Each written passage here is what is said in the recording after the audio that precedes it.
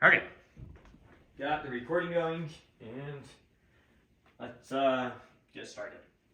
So, history of philosophy. Last week we covered a quick crash course on logic, and now we're going to jump into the philosophy proper, almost.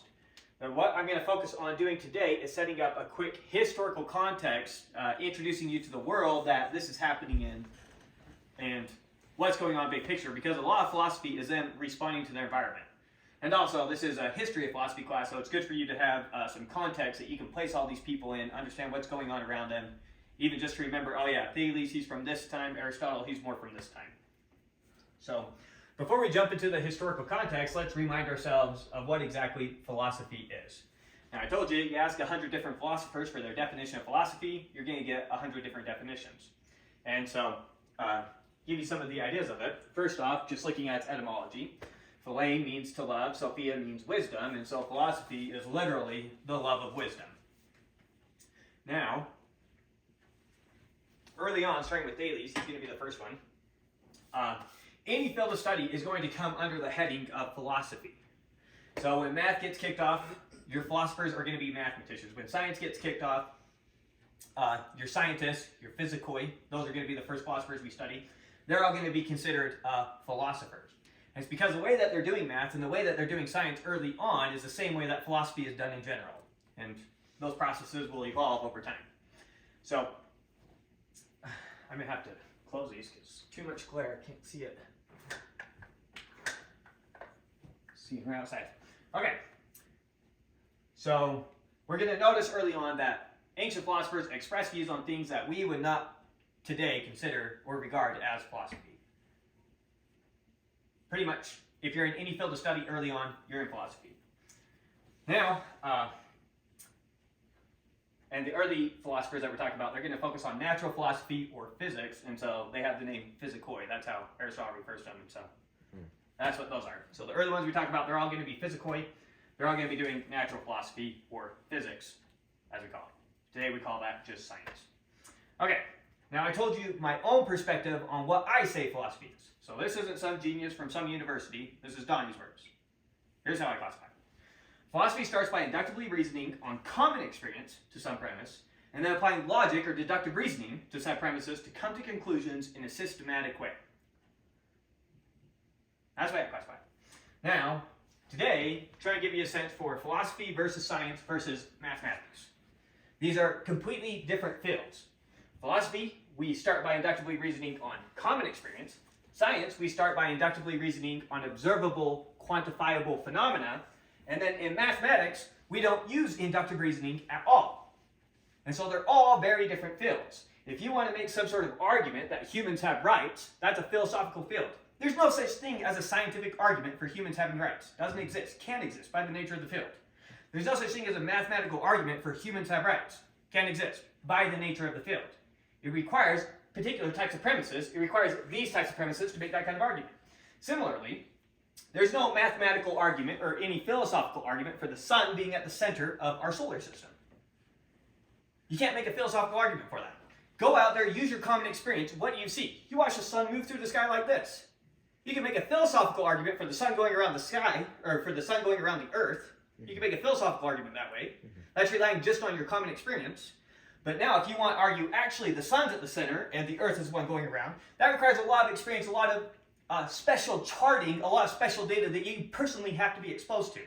In order for it to be philosophy, your starting point has to be common experience. It's not philosophy if I have to go do a bunch of specialization to follow your argument. If I have to go specialize and come across a bunch of special data myself, it's not a philosophical argument. So in that way, philosophy is a lot like math. You don't need to go out there and do any experience to get the proof, to understand some mathematical proof. You can sit right there in your armchair. Sometimes we call it an armchair science. You can do it from your armchair. So philosophy and math are similar in the sense that you can do them from the armchair. Science and philosophy are similar in the sense that you're actually talking about things that actually happen in this universe and things that are true for this universe. Remember, math doesn't care about the particulars of this universe. Right. This was true, period. So that kind of gives you a sense for the difference of the three fields that we'll be talking about over and over again. Any questions on those before we go? What is wisdom definition of wisdom in this context?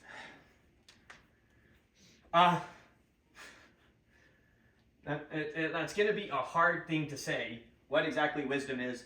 By the time we get to Aristotle, he'll give us a definition of theoretical wisdom, which I would have to explain his philosophy for, and then practical wisdom. Theoretical wisdom, he would basically say, is having a lot of knowledge of general truths and knowing how to apply deductive reasoning to those things to come to conclusions. That's one type of wisdom. The other wisdom he would talk about is what comes under the title today of prudence, being able to deliberate well. When I'm doing a proof, we're doing something called derivation. I'm starting with these premises and using logic to come to conclusions. Mm-hmm. When we're in practical scenarios, there is no derivation. You're wondering, should I buy this car? There's no premises I can start with and perfectly apply logic to perfectly come to the conclusion, oh, yes or no. Right. And so that's a matter of deliberation. And so the ability to deliberate well about your decisions comes under practical wisdom. And I would guess that today, most of the time people are talking about wisdom, they mean the latter in practical situations. In that sense, we think about older people as being more wise. They're better at deliberating and making practical decisions. It doesn't necessarily mean that they're a genius at mathematics. But, so, again, hard to nail down early on, or hard to nail it down. Early on, it pretty much just means you want to learn. Yeah. Or that you have learned. Or you have learned. A love of learning. Yeah. Anything else? Okay. So, before we continue, just expose you to the major fields of philosophy, and then the ones that we will specifically be interested in. So philosophy has three major branches. The first major branch is called metaphysics. This examines the fundamental nature of reality. How is that? Physics would be like a sub-branch of metaphysics. Oh, okay. So physics is concerned with the physical properties of this universe that we're in. A metaphysical question would be, is there some stuff beyond this universe, or is there just this universe? Are there things in this universe that aren't entirely physical, or is everything in this universe entirely physical? Is everything in this universe deterministic, or is there such a thing as free will? Okay. That would be metaphysical questions. So that's the first major branch. The second major branch is called epistemology. This examines the nature and means of human knowledge. It studies what we can know and how we can know it.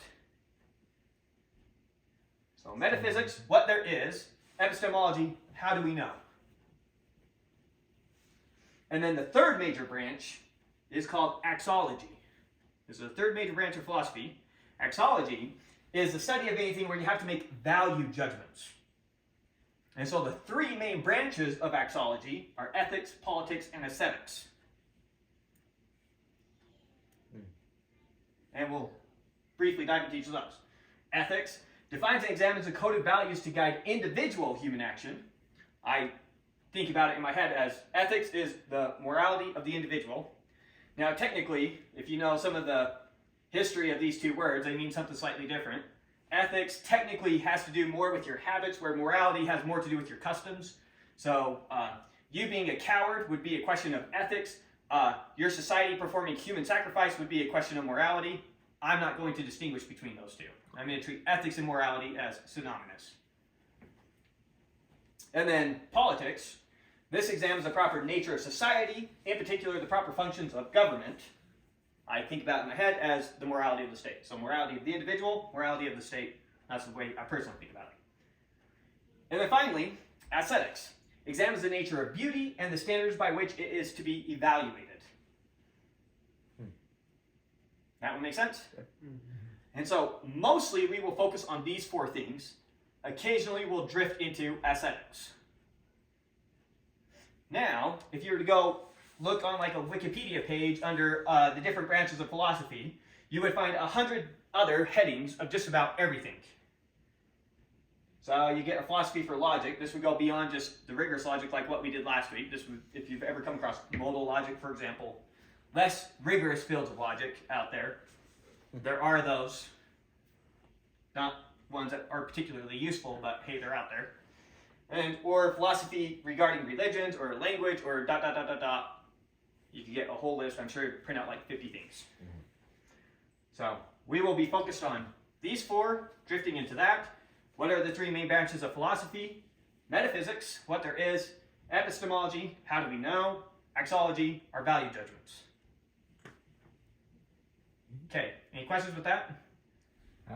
Would the philosophy of religion be primarily based off of just religious text and then deriving some conclusions about what? I've never done a philosophy of religion course. What I have had exposure to are courses that I've just started like watching lectures to. It's very high level, not very concrete what they're talking about, and more just kind of exposing you to ideas void of argument. Based off of? So here's a religious group, and here's kind of some of what their ideas were, and here's some other group, and here's kind of what some of their ideas were. Okay. In a very high level, non-rigorous sort of way. Never felt like I was getting much of a grasp of why exactly they thought that. Yes.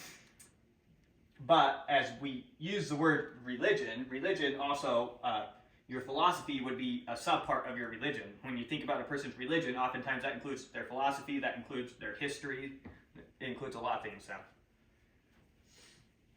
a little double meaning with the word there. Anything else? Okay. Then we're off to set up our historical context. I'm going to be trying to give you a crash course on world history up to the year 513 BC. That's the goal. All right? Now, we don't care about the whole world. Fortunately, we only care about a particular part of the world. So, early on with societies, you had hunter-gatherers pretty much everywhere. Then you get civilization kicking off with agriculture in 4 places in particular. Along this river right here called the Nile River. Along 2 rivers right there, you can probably barely see them in the map, I don't know.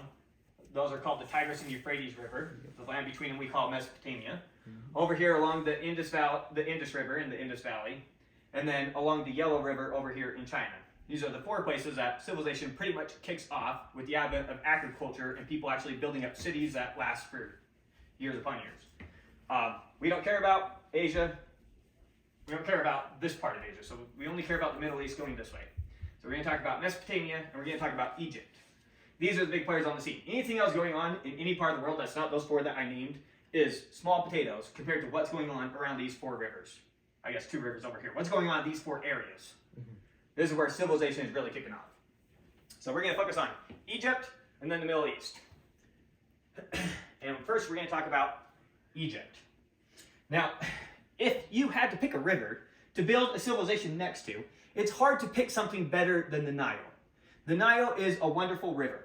It's very predictable. It floods annually. You can know exactly how it's going to flood almost and how much the water is going to come up. It's very easy to build infrastructure for this stuff. It puts just ridiculously fertile soil. It deposits ridiculously fertile soil. So it's really easy to plant food. You can just throw your seeds and they'll pretty much sprout up food. Very easy. And so Egypt, very early on, is able to provide a surplus of food. And once you have your surplus of food, now what? You grow. You don't need your whole population to focus on agriculture anymore. You only need a portion of your population to focus on agriculture. And you have people who start getting into trades and setting up their various trades, and eventually what you get is a group of people who are able to live off of everyone else's efforts. And someone that doesn't actually have to work for a living. In Egypt, in most places where this starts happening, that turns out to be a priest class. And so you eventually start getting these priest class, and these priest class are able to start living lives of what we would call contemplation. They don't have to work for a living, they gotta start thinking about stuff. And so it's these people who have all this free time that are going to start making a bunch of very useful empirical discoveries. Now Egypt, their taxation system was related to how much area you had. And so the Egyptians started out early on coming up with ingenious ways to talk about coming up with areas. And so they start coming up with a lot of useful geometric empirical facts, noticing a lot of useful geometry. Now the other nice thing about Egypt is Egypt. It's a very stable society. It kind of grows and shrinks, but for the most part, this part of Egypt is pretty stable. You don't have a lot going on, and so knowledge that is gathered up over time is preserved. So that's big picture Egypt. Get down into some of the nitty-gritty a little bit, walking through its actual history. So we got the Old Kingdom of Egypt. That was more up here in the northern half. They call it Lower Egypt. This is when the Great Pyramids were built. So already 2700 to 2200 BC, stable enough society that they're doing things like constructing the Great Pyramids. This is a great civilization. A lot going on, a lot of people doing useful data gathering. And then they have a collapse into the Middle Kingdom. The Middle Kingdom, not as eventful, often called the period of reunification. Because the Old Kingdom kind of expanded down here, then you had to split between what we call Upper and Lower Egypt. Why is this Upper Egypt? Because the Nile flows that way. Wow. So they're not based off of north and south. This is higher, this is lower. The Nile is the only major river that flows south to north. All the other ones are nice to us and they flow north to south. And so we can think about them the way we want to. So Upper Egypt, Lower Egypt. In the Middle Kingdom you get, notice that there's a gap between these. So you have your more stable periods, your more turbulent periods, and your more stable periods. So this stable period we call the period of reunification. And then afterwards we have what we call the New Kingdom, 1550 to 1069 BC. And this is when Egypt is at its golden age, and that's what the map here is showing, is Egypt at its peak. So their most famous ruler at the time, Ramses II, argued to be the greatest pharaoh there. And they're expanded all the way up here, and they're at war with the Hittite Empire. So here's all the land that Egypt owns at the peak. It's at the peak that they're going to collapse, pretty much. Warfare at this time is done primarily with chariots. Chariots are very expensive, and so what would happen is there was basically an arms race between these major players to build as much chariots as you possibly could. Egypt had the most chariots, and so Egypt was winning. But chariots are very expensive, and if you lose those chariots, it's very expensive to replace them. And that's what's going to lead to their collapse. So Egypt ends up having a collapse when pretty much everyone around the Mediterranean has a collapse in what is called the Bronze Age collapse. We're going to see the Hittite Empire up here. They're small potatoes compared to Egypt, but they're going to collapse. And we're going to see anything that was going on up in Greece, still kind of small potatoes compared to the rest of the world, they're going to collapse. So around 1100 BC, we see a massive collapse around the Mediterranean. That massive collapse is also going to apply to Egypt, and Egypt's going to contract down to smaller Egypt like that, and pretty much remain like that for the rest of the history that we care about. And anytime we're going to see empires conquer Egypt, Egypt is so stable that when someone conquers it, either you don't have Egypt, or you get the pharaoh to submit to you, and then you have all of Egypt. You never conquer Egypt piecemeal. You either get the whole thing, or you don't have it. You don't have to go get one of those sections at a time. Completely opposite to conquering Greek city-states. You conquer one Greek city-state, the next city over couldn't care less. You're going to have to go conquer them next. And conquer them next. So Egypt, very cohesive, solid unit, all functioning together. And so even when they get conquered, it's not that disruptive compared to what happens when other cities get conquered. And the fact that they're able to withstand this Bronze Age collapse is what makes Egypt be able to bridge a good bridging ground from the past to what's currently going on by the time we care about. Remember, we're going to start carrying around 600 BC. That's the people that we're talking about when they're going to live. And so Egypt is largely a bridge from the past to the present, being 600 BC, that we care about. Because they happen to survive this Bronze Age collapse. These guys up here, the Greeks, they don't, and they lose writing, and they lose connection to their history. Egypt survives. And also importantly, that little city right there, Babylon survives. But we'll get there. So that's a quick crash course on history of Egypt. Any questions? And I think next I jump to Bronze Age collapse, not sure. What was exactly the reason for the Bronze Age collapse? Okay, so it's about the Bronze Age collapse, perfect. So let's get deeper into the Bronze Age collapse. Unfortunately, should have probably started out with this caveat. A lot of this history is massive speculation. The theories are always changing. So there's a lot of theories about the Bronze Age collapse. The answer is we don't know, but I'll give you a bunch of the ideas. So one of the big ideas is that there were several consecutive years of poor crop performance, either due to unusually dry or unusually cold conditions. One speculation is a volcano went off in more western Mediterranean, and the ash in the air is what led to the colder weather and the worse crop production. But for whatever reason, it seems like food sources were scarce in places where they didn't already have very strong food supplies. So, people are having some bad years. That's okay in Egypt. Egypt is producing tons. That's okay in some of these more established places in the world like Babylon. They're producing tons. But up here, where you have your more wild people living off the land, that's a huge problem for them. And so when they don't have access to food, they've got to go down to where the civilizations have the food. And so it seems like a lack of supply of food caused a bunch of harder men from the north to go down and conquer the softer men in the south, which is kind of the way, common cycle in history. The strong barbarians from the north destroy the soft, civilized men in the south. and they grew up in harder conditions. So, common trend, this seems to be one of those trends. Speculation, the sea peoples, these are the most famous ones, came from some area, who knows? The dotted line is speculation. But then here's a path that we knew what we call the seas peoples take. So here's one group. They go along, supposedly conquering along the coast.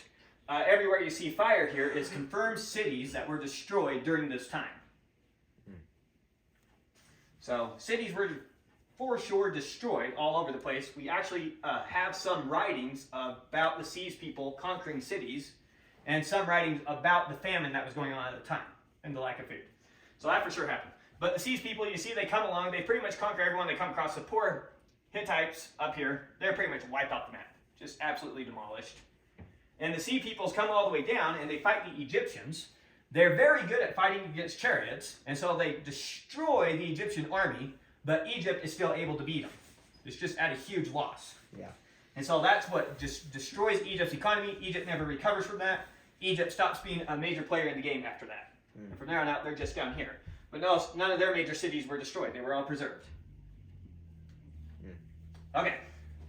So that's the seas peoples coming up there. The idea is the Thracians also helped over here.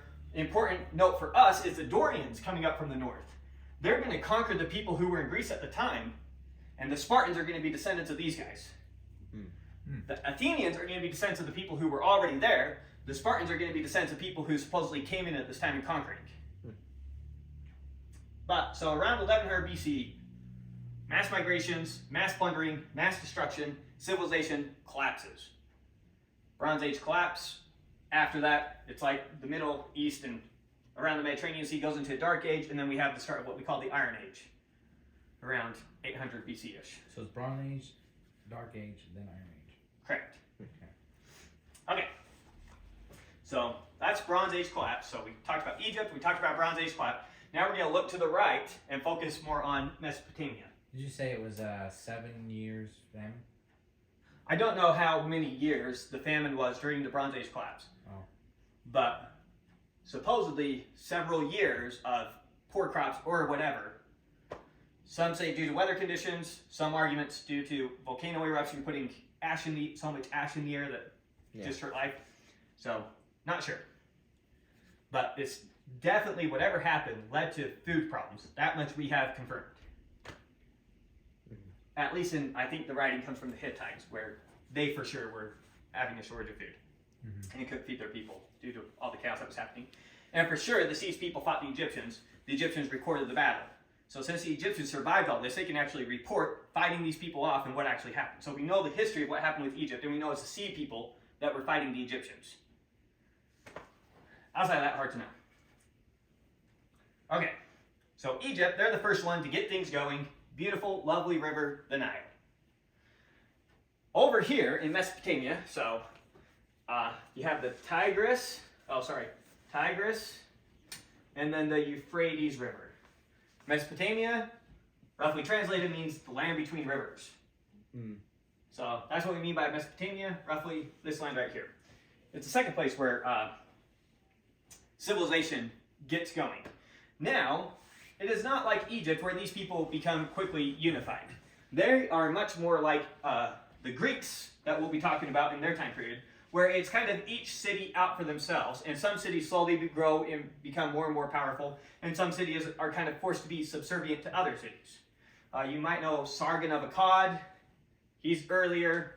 He built some little empire, and then it collapses. And so people come and go, and they get some unification cities together, it collapses, together it collapses. It's kind of, the Assyrians are the first one to get major unification, and from the Assyrians onward, you get some serious unification in Mesopotamia.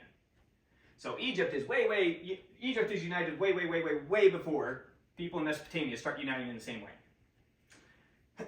Now, a big part of that is these rivers. While the Nile is a beautiful, lovely river, these rivers are your enemy. They are very unpredictable rivers. You can never tell when they're going to flood. And when they flood one year, it's nothing like what it was the next year necessarily. And so it can be the case that you have they behave nicely for 10 years, and so you build all your infrastructure for how they're behaving for those 10 years, and then one year some massive flood comes along and just wipes out your infrastructure. And it even shows in the way that they think about their gods. Over here in Egypt, they're very grateful to their gods for all the gifts that they give them. Over here, they're making sacrifices to their gods, saying, please don't punish me today. Very different attitudes. These gods are very fickle. They hate their people. And their people better keep them satisfied. These are very loving gods, taking care of their people. So, over here, it's more like powerful cities than it is like all of Egypt. In particular, one of the powerful cities that we'll talk a lot about is Babylon. Right there. Doesn't matter, just trust me, there's a city right there called Babylon. The different Babylon? No, the Babylon. The city Babylon. Possibly the most famous city in the Middle East. I don't know. Maybe Jerusalem's more famous. Oh, Jerusalem. Okay, I got it mixed up. All right. Okay, yeah, Babylon. Okay, so the Assyrians, they're the first major civilization to conquer the area and set up an actual empire. Notice our time here. The dark green is the Assyrian Empire, 824 BC. The light green is the Assyrian Empire, 671 BC. So they're on the rise. The light green is you seeing them at their max. Now the Assyrians, they were not very nice conquerors. They had a system of, when they conquered a city, what they would do is they take those people, scatter them around the empire, and gather people from around the empire and put them in that city. That way you couldn't organize a resistance against them with the people you knew. Isn't that what Genghis Khan did? Not positive, but it's very probable. Weird. It's a pretty decent strategy. It works, but it's a pretty mean strategy. And so you might know some of your biblical history.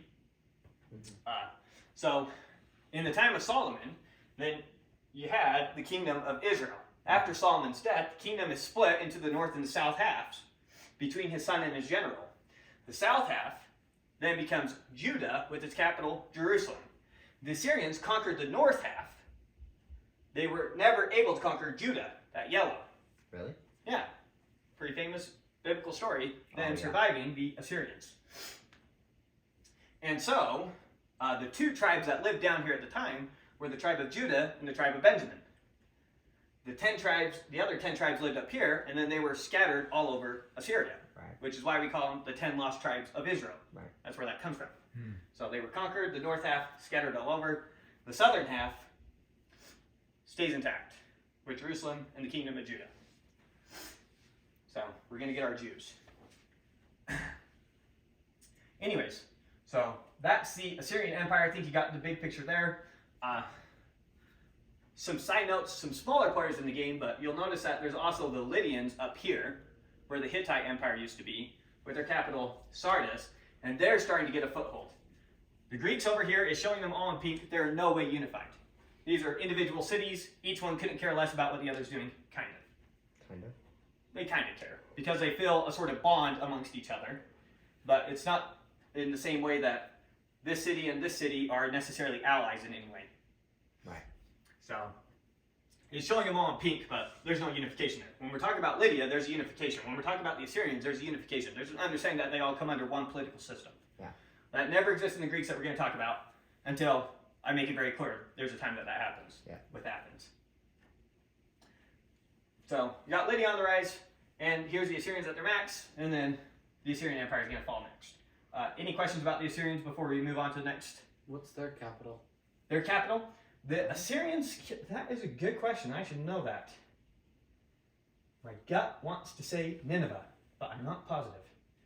And Nineveh would be... Yeah, it's there. got the red dot. It's got the red dot, so that is somewhat confirming.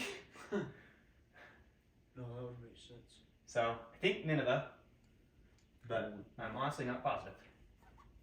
And we should also say that the question might be a bad question. It was also common that you move your capital as you conquer to keep your capital city closer to your frontier. Oh. So, for example, I know that happened in Egypt all the time. And so at one point Thebes was a capital, at another point Memphis was a capital. Yeah. And so maybe it's a bad question, maybe it's Nineveh. I don't know. I think it is Nineveh because the Sardis and Lydia is also red. Oh, that's a good point. Sardis is for sure the capital of Lydia. I know that. I have no clue if Gordium is the capital of the Phrygian kingdom. So, I have a hard time understanding how the Greeks were considered Greek if they didn't weren't unified anyway, and just a bunch of allies, basically. It's a reason. We'll understand how they all feel relate to each other. In short, it has to do with their colonization. It's the same way that there was a bond between the United States and Great Britain even after the war. No political ties, but we're still bond together. Right. And if there was a war between Great Britain and France, well, we were going to be on Great Britain's side. So allies, but not. Not allies necessarily on paper, just it's who you have your bonds with. I mean, it's very possible that you're over here in this city and your cousin lives over in Miletus. That's a very plausible scenario. So, yeah, the Greeks have a sort of connection with each other. They all feel for each other, but there's not one political entity uniting them in any way. Any other questions before we go on to the Babylonians and the Medes? So, fast forward now, and we're getting up to 600 BC. So 600 BC, this is the world that our early philosophers are going to be born into. This is the world that Thales is born into. What's going on here? So notice that Lydia now owns this area. So Lydia has been growing. We had the collapse of the Assyrian Empire, and it was split into two new empires. You have the Median Empire, the big one in yellow, and then the Babylonian Empire, the one there in dark green, and Egypt is back to having its independence. Egypt is Egypt. Good? Now, while the Medes are the ones that have the most landmass here, Babylon's actually the big boy on the block. Makes sense. Most of your population lives along these rivers. And Babylon is pretty much undisputed by everyone that existed at this time as the greatest city in the world. Babylon's a big deal. Why? Huh? Why? I'm not sure the particulars of it, but it would have been like an earlier view of New York City in America. It was just big. It's just where everything's happening, where things are done. Yeah. It's a powerful city. A lot of people, a lot of wealth in Babylon, a lot of power in Babylon. So what we're going to see happen is two things. Babylon's going to expand downwards, and we'll see that in the next slide. Also, what happens is Persepolis, I think, some city down here. It's not on this map. Persepolis is one of the cities over here in Persis. This is where the Persians come from. There's going to be a king down in Persepolis who comes to power. We now refer to him as Cyrus the Great. Now remember, this is an empire, so you could have sections of the empires with their own kings ruling over their own lands. There's going to come a point down here where Cyrus the Great becomes a king over some part of the Median Empire, where he's supposed to answer to the empire. And he's going to start a revolution and overthrow the Medes. Yeah.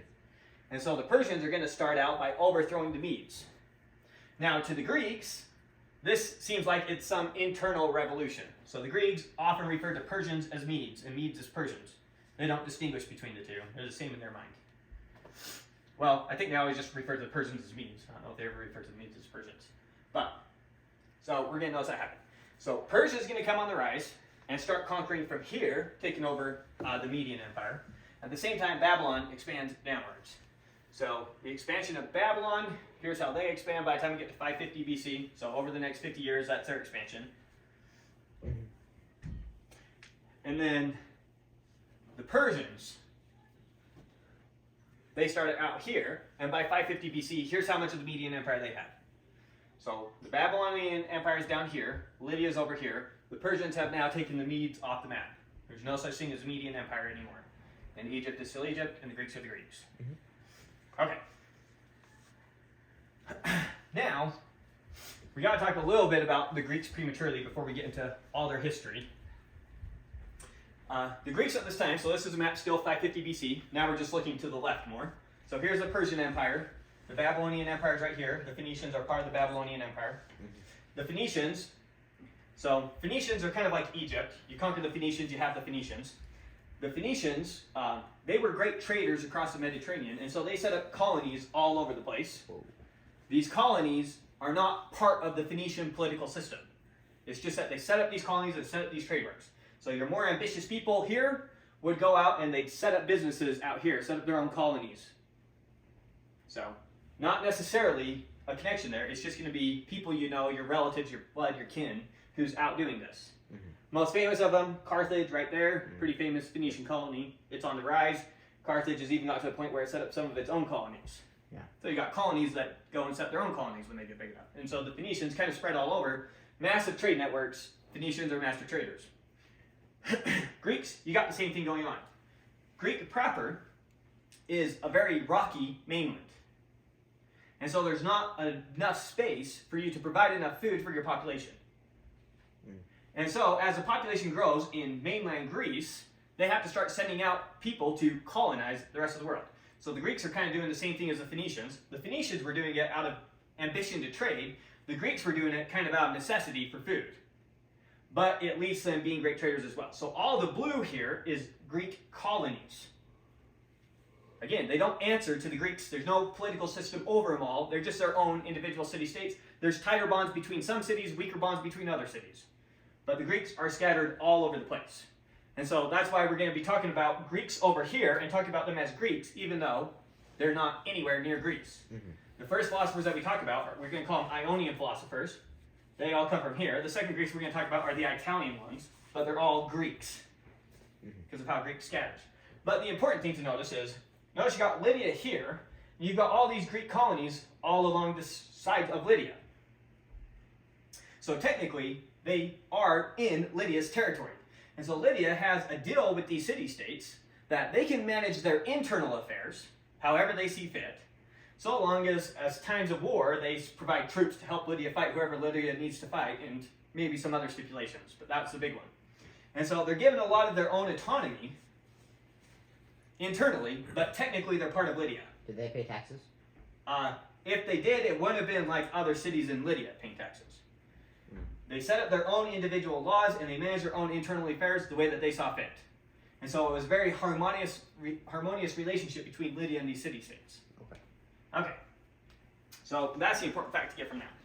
And now you see Persia's on the rise, and Persia is quickly going to be going to war with Lydia here. So the Phoenicians and the Greeks were seafaring. Very much seafaring. Yeah. So they're the ones doing all the trade. And one thing to note is, at this time, how do you get information from point A to point B? Trade. That's the only way it's done. You can't send messages to people. The only way to justify the traveling is through trade. Well, so people may, if I want to go and see the world, I need to go with people who are already doing that anyway. So it's your traders that you would go with to go travel and see the world. But more importantly, if you want to know what's going on in Egypt, it's your traders coming back and forth between these places. I can tell you what's going on in these parts of the world. Yeah. And so your Phoenicians and your Greeks are very connected with what's going on in the world around them. And they're very up to date with the information. That's why these early philosophers are going to travel to Egypt. They're going to travel to Babylon. They're part of these trade networks. And so Greece is like an information highway relative to the time. Anyways, so we showed Persia was coming up against Lydia, and then over the next 3 years, so 550 Persia was right here, right at Lydia's doorstep. They go to war with Lydia, 547. Took them 3 years. They conquer the Lydians. Doesn't that mean they also went to war with Greece? Yes. So Cyrus the Great, he's in general known as a benevolent ruler. And so most of his subjects, they have a very positive view of him. We didn't really focus on it. You notice that Judah survived the Assyrians. They did not survive the Babylonians. Yeah. The Babylonians conquered Judah, and so there's that exodus of them back to the city of Babylon, which is where like the book of Daniel occurs. Is the Jews right there in Babylon. When Cyrus the Great ends up conquering Babylon, spoiler, he lets them all go home, and on top of that, he helps them build a new temple in the land that they go back to. Relative to the empires that have come before, the Persian Empire is a very kind empire. Yeah. So they're very kind to the peoples that they conquer as a general rule. Not so much with the Greeks. Why? Here's why. So they go to war with the Lydians. Cyrus the Great petitions the Greek colonies along the coast to help him fight the Lydians. And they say, no, we have this deal with the Lydians, so we're going to support the Lydians, and so they help fight, the Greeks fight against the Persians. And so, when Cyrus the Great ends up conquering them, then they say, okay, you conquered us. Here's the deal we had with Lydia. That works for you, right? And he says, no. I'm not going to give you that kind of leniency after you just fought against me like that. And so he tries to control each of these Greek city-states. Now again, these Greek city-states are very hard to control. It's not like Egypt, where if you get the pharaoh, everyone falls in line. Right. If you get this city to fall in line, that has nothing to do with the city 3 miles down the coast, or 5 miles down the coast. And so he ends up having to install tyrants in every single Greek colony to end up managing that city with a very brute force rule. And so they're very hard to manage. And this is what starts the Persian conflicts with the Greeks. Because the Greeks over here, mainland, they don't like the way that their cousins are being treated in these strict systems. So this is already setting the stage for the Greco-Persian War. But the Persians on the rise, they keep going. So here they are 7 years later, just showing you the big players. You got the Persian Empire up here, the Babylonians over here, Egypt over here. At this time, who's tougher, Babylon or Persia? If you exist at the time, you'd say it's about 50-50, but they inevitably go to war, and surprise, surprise, Persia ends up winning. And so by 511 BC, Persia has conquered all of Babylon, and they went and they conquered Egypt while they were at it. And again, Egypt comes all one go. And this land, you've noticed, has kind of started going the same way that Babylon goes. Yeah. And so far, Egypt has been Egypt. A lot of knowledge there that's been preserved. Same thing's happening on a smaller scale in Babylon now. Babylon, over this time, it's been such a wealthy city. It's had its own priest class. Its own priest class has been able to live these lives of luxury, these lives of contemplation. And so they've started observing a bunch of empirical facts. These guys were focusing more on geometry. The Babylonians, they spend a lot of time thinking about the heavens and thinking about time. All our references to time that we use ultimately come from the Babylonians. Mm-hmm. The Babylonians used a base 60 system. You know why they used base 60? It's a nice system. How so? Geez. It's because 60 is such a divisible number. So we use a base 10 system. And so it's easy for us to do arithmetic in our head if we're using numbers that are factors of 10. Yeah. So it's easy for you to do multiplication and division by 1, 2, 5, and 10. Because those are factors of 10. That's what makes it easy. If you use a base 60 system, if you got used to doing it, then when you came to do arithmetic in your head, notice that 60 is divisible by 1, 2, 3, 4, 5, 6, not 7, not 8, not 9, but then 10. Yeah. So the first 10 numbers is divisible by 7 of them. So it's real easy for you to do arithmetic in your head with a base 60 system. That's cool. Yeah. So if you thought in terms of base 60, it'd be easier for you to do arithmetic that way. I don't think it's worth the payoff of learning how to think in a base 60 system. Even just thinking in a binary system sometimes, just for thinking about computers, can already sometimes cause you some headache. Mm-hmm. Yeah. But, and just so you know, that's why we do 60 seconds in a minute, 60 minutes in an hour. The Babylonians, they split the year up into 12 months, each of 30 days. Right. That's the reason that these divisions happen with all our time. The reason we split up that way is because we're largely following systems that the Babylonians put in place, and they used a base 60 system. So that's why we see it all over the place. So did the Persian people actually adopt that philosophy of time, and that's why it's become... Pretty much everyone's calendars is going to end up following the way the Babylonians did it. I'm not sure at this time period if they would have. We know for sure the Romans are going to follow that same system, which is why we use it today. I've never looked at the Zoroastrian calendar, but whatever that's doing would be your answer. What are the Spartans in this picture somewhere? The Spartans are just a little city right there. So we haven't dealt with that. Relative to the Persians, the Egyptians, the Lydians, the Spartans are nobodies. The Athenians are nobodies. Yeah. Mm-hmm. So Greece is still a nobody on this map. Well, kind of. They're starting to become a somebody as time goes on here. So the Persians have now conquered. You got Egypt, you got Babylon. And notice how they've conquered up here now. So they've conquered way more Greek colonies. And now they've conquered right here, we call those the Macedonians. Mm-hmm. And the Macedonians are seen as very close akin of the Greeks. And we even refer to Alexander the Great often as a Greek. He was actually a Macedonian. We often think about Aristotle as a Greek. He was actually a Macedonian. So the Macedonian and the Greeks are very close to each other. And so you notice the Persians are conquering, and now under Darius I, they're right on Greece's doorstep, and everything's set for the Greco-Persian Wars. Yeah. Where all that green is going up against this, and not even all of this, because a lot of Greece ends up siding with Persia in the conflict. And they're struggling a lot, is what you're saying. We'll get to the Greco-Persian Wars, but yeah. Surprise, Greece wins, so. Wow. Oh, you didn't know that? Sorry. Greco-Persian Wars, a battle of Thermopylae, the Battle of 300. Yeah. It's one of the most famous battles in the Greco-Persian Wars. Yeah. So you've no doubt heard about some of the battles that happened here, but yeah, Greece wins. If Greece didn't win that, that's one of the big things as to what would have happened in history. You swipe out the Greeks at this point, you swipe out all the major development of knowledge that happens, there goes the Renaissance, there goes the It Enlightenment. wouldn't have happened. We might be living the same way that people were living 1,000 years ago. It wouldn't have happened under the Persians. No. The Greeks, it is so hard to appreciate how unique what the Greeks are doing are at this time, and we'll say a lot more about it. But what's happening in Greece is only happening in Greece. It's not happening anywhere else. Give you some feel for this. Under the Romans, not one new mathematical theorem was proven by a Roman. You got that empire existing for 1,000 years. Not one person who can call himself, I was born and raised a Roman, proved a new mathematical theorem. Or the Persians. Or the Persians.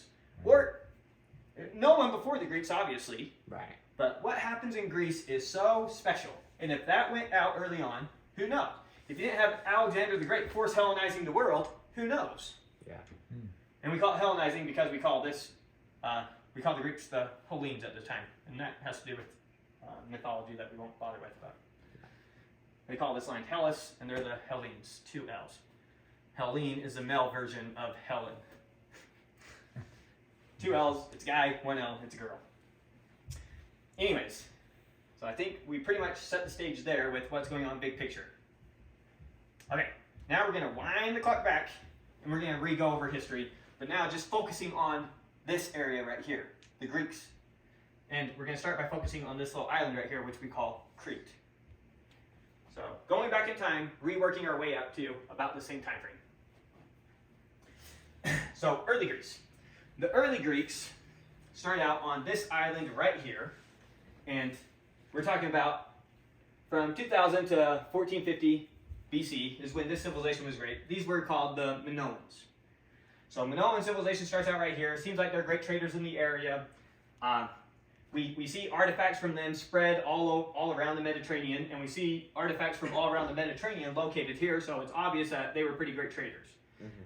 They didn't have walls around any of their cities, so it's thought that they must have been pretty peaceful people, or at the very least had a very powerful navy. If they were great traders, a strong navy would make sense.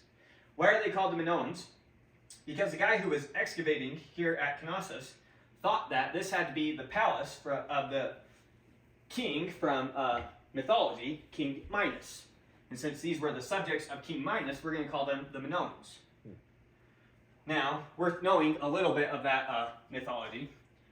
So, King Minos, he's at Knossos, Greek mythology's time, so making up a story. The story around King Minos roughly is Poseidon gave him a bull, and he was supposed to sacrifice the bull to Poseidon. The bull was so beautiful, he decided to keep the bull. Poseidon got angry that he didn't sacrifice the bull to him like he was supposed to. And so Poseidon made his wife fall in love with the bull. And his wife mated with the bull and gave birth to the Minotaur. Story of the Minotaur.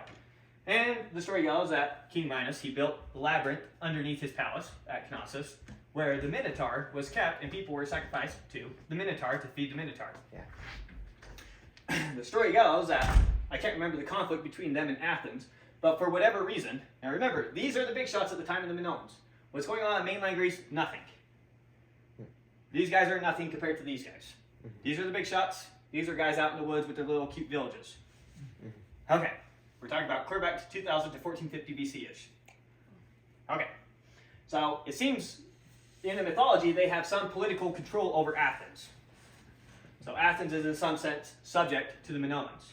One of the things that Athens is required to do is pay 7 youths, or 7 guys, 7 girls, so 14 youths every so often as sacrifices to the Minotaur. Then you get Theseus, who he inherits the kingship at Athens. When he gets to Athens to become the king, he finds out what's going on, says, oh no, that's absurd. I'm going to go deal with this. So he volunteers to be one of the youths, sacrificed to the Minotaur. He goes, kills the Minotaur, escapes, and then Athens is free. He unites Attica under Athens. Okay, why bother with that story? One, a lot of these myths, it turns out, have some truth to them. So it could very possibly be the case that the Minoans at the time did have some political control over Athens, and it could have very well been the case that there was a king, Theseus of Athens, who broke that political control and united Attica, that's the land around Athens. And so now you're going to have a bunch of little villages. When we think about city-states, there's the big city, and then there's the surrounding villages that are also part of that city-state. Yeah. So uniting Attica around Athens. So what that tells us is that during this time frame, Athens is, relative to surrounding villages, starting to become one of the big deals. But time goes on, and while the Minoans are becoming great traders, civilization on mainland Greece is slowly developing, and they are completely different. The civilization on mainland Greece is obviously very much built around war, fighting wars. They build massive walls around their cities, whereas these guys didn't have any walls at all. So the Myceneans, they built their massive walls. Why do we call them Myceneans? Well, because their capital was Mycenae. That's what we call their capital. So they're the Myceneans, and naming it after, once again, Greek mythology. You might know of a famous Mycenaean king by the name of Agamemnon and the Battle of Troy. So how does roughly the war get started? There's a Spartan queen who runs off with Pericles. Not Pericles. Starts with P though. Now I can't stop thinking Pericles. Runs off with some pretty boy to Troy. And so the Spartan king, his brother is Agamemnon. And so Agamemnon organizes all of the Mycenaean Empire in a war against Troy, and Troy with all her allies. And so what used to be considered mythology, I think the majority of historians now accept as true. Yes, the Trojan War did actually happen, and a bunch of these mainland Greeks did in fact unite in a war against Troy and its allies. And so those are the early Mycenaeans. By the time, so remember, Mycenaean civilization is going to collapse with the Bronze Age collapse, just like everyone else did except the Egyptians. So that's what's going to lead to their collapse. When you got the Greeks after their collapse, and they go and they see the structures left behind by the Mycenaeans, they think that man couldn't have built such big structures. And so they think that these ruins must have been built by cyclopses. So, about Egyptian pyramids. yeah, kind of. Must have been aliens, right? Must have been cyclopses. Man can't do that. So, just a cute story. All right, so we talked about the Mycenaeans, and then we're going to have the collapse of the Mycenaean Empire with the Dorian invasion. I don't know if I really mentioned it, but the Minoans, notice that they're from 2000 to 1450. It's 1450 is when they're conquered by the Mycenaeans. So the Mycenaeans end up conquering the Minoans. Oh, yeah. So what you're seeing here is a map of the Mycenaean Empire at its height. Is how tight is the political control? It is a king over it. So it's going to be a lot like an empire where you have individual kings of their cities, but they're all under Agamemnon. Gotcha. So this is resembling much more the standard empires that we know. This is not the Greek notion of a polis yet that we're used to. We see that after the Dark Ages. Okay. But then you have the Dark Ages, and remember you have the Dorians come in as part of the Bronze Age collapse, conquering like this. The Dorians are the ancestors of the Spartans. So there's a city Sparta that exists before them. The Spartans come in and conquer, and one of the cities they take is Sparta. The Dorians come in and conquer and set up Sparta. Right. So Spartans are descendants of Dorians. Part of Spartan culture is that we are invaders in this land. This is not our homeland, and so we are always at war with the locals. Because they dominated by having slaves do all the labor. Is that kind of what happened? Yes, I will get specifically into Sparta. We'll have a lot to say about Sparta. Okay. But so yeah, the Dorians are the ones that came in right there. Just refresh on that in case you didn't see it during the Bronze Age collapse. Mm-hmm. So now we're caught up with what has happened up into Greece up until the Bronze Age collapse. Are there other important city-states that were inhabited by Dorians, or is it just Sparta? We'll see everything that the Dorians owned. We'll guess at it based off of the dialect that people spoke at a time when that could be recorded. And so that's how we'll speculate on, and I'll show you a map of that. But so, at the time of the Bronze Age collapse, you got the Dorians coming in here. There's one more thing I was going to say before going forward, and I lost it. Maybe it'll occur to me later. Alright, so we got the Dorians coming in. So that kicks off the Greek Dark Ages. Now the Greek Dark Ages are roughly from 1050 to 750. So it's roughly 300 years that they're in this Dark Age. And in this Dark Age, not only are all their great cities destroyed, they actually lose their writing. Language is lost. Wow. And so the only connection that the Greeks have to their past is what's passed down through oral tradition. And so these stories would be passed down from person to person, and people would start cultivating these stories, memorizing a lot of them. Homer is one of the most famous Greeks, if not the most famous Greek, Homer, author of the Iliad and the Odyssey. And he exists at a time when writing is reintroduced. And so he's one of these people who memorized a bunch of these stories, he collected them all, and he actually wrote them down. And so Homer is the big connection that the Greeks have to their past. Because he actually wrote down the stories that were the stories passed down through generation and generation and generation. Remember, it's 300 years that we're talking about. He wrote them? He's the one who actually finally wrote them down, supposedly. How does he have language? So notice that he's at the end Yeah. of the Dark Age. So writing is reintroduced into Greece. And that ended the That's Dark Ages. that's kind of what makes it a Dark Age, is what's happening is unrecorded. Because it's, oh wait, so is it dark to us because there's no It's recording? dark to us, but it's also dark to them. Right. Because they can't communicate effectively. Right. It's all just hearsay, all the communication. People no longer even know how to write and read. Wow. It's a massive collapse. When at the end of the collapse, when they come back, they start using iron, and so it's the start of the Iron Age, and they stop relying on bronze so much. So that's why we name them the way that we do. But anyway, so yeah, coming out of the Dark Ages, you got Homer. He memorized a bunch of these tales, they were written down, and so Homer is a great connection that the Greeks have to their past, and why they have so much love and admiration for Homer. And Homer's Iliad and Odyssey is viewed very much by the Greeks, kind of the way that the Old Testament is viewed by early Jews. The first few books of the Bible. Mhm. It's that kind of connection for it. Okay, so we got Homer. Now, some quick setting up of what's going on in Greece. Let's just briefly talk about this map for a second. So this map here is showing Greek dialects in the classical period. So this is fast forwarding a few hundred years. Here's the way people were talking in certain parts. The idea is that the Dorians, anything that's this orange color, that brown, or that brown, were descendants of the Dorians. Wow. And so you see their conquest down the left over like this. Mhm. And then these ones are going to be groups that where supposedly they're longer. These ones, most likely your older groups, Attica and Ionic. And so this is also the cities that are more loyal to each other, have more affinity with each other. The pink and the purple are going to be pretty much united with each other, have more kinship between them. And the brown ones are going to have more kinship between them. And ultimately it's leading up to Sparta versus Athens. It's a big picture where we're headed to. So seeing that laid out early on some of the blueprints. Okay. Now, once you have the Dorians come in and you have Sparta, Lycurgus is their famous lawgiver in 820 BC. He's the one who gave their Sparta he's the one who put into place the government system that Sparta had, supposedly, and the government system that they pretty much have from there on out. Sparta is a very stable political entity. Mhm. Very conservative government. Things hardly ever change in Sparta. Makes sense. So Lycurgus, he's a famous lawgiver there. Athens' first famous lawgiver is Draco. Now notice that this is 625 BC. So Sparta is pretty well established way before Athens is getting its first major lawgiver. Mhm.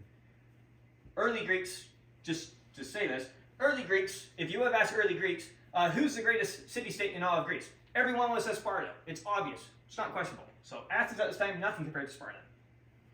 So Sparta is a big boy on the block. The first major lawgiver in Athens, his name is Draco. This was the first time that Athens actually wrote down its laws. So notice that writing's back, so they can actually do that. Now his laws were known to be extremely strict. He pretty much gave the death penalty for everything. And so we refer to very strict laws now as draconian laws. He established the draconian constitution. That's cool. It was a bit harsh, and so they quickly have a new lawgiver, Solon. He's one of the 7 sages of Greece, if you've ever heard about them. So he's the second lawgiver at Greece. And he laid the foundations for what we now call Athenian democracy. So he went all the way in the other direction. It's not all the way in the other direction, because before Draco, I mean, these are constitutions. So this is one of the crazy things that Greeks are now doing, is someone sets up a constitution that the people agree to. And so everyone agrees to these draconian laws. And then as they get experience with it, they realize this is too harsh, we need a new lawgiver. So it's not like he was out to get the people in some way. Okay. The people were happy to have the laws written down instead of it being some oral tradition and only people who could be there to hear it all understood what the rules were, and other people were just in trouble. Okay. His is probably very appropriate in wartime. Well, they were very happy to have written laws, realized they were a bit strict on themselves, and they needed more leniency. Solon comes along. Solon, he's more famous because in these early Greek city-states, what you often have happening is, as time goes by, the wealth goes from being evenly distributed to you have a rich class and a poor class. The poor class gets mad that there's a rich class.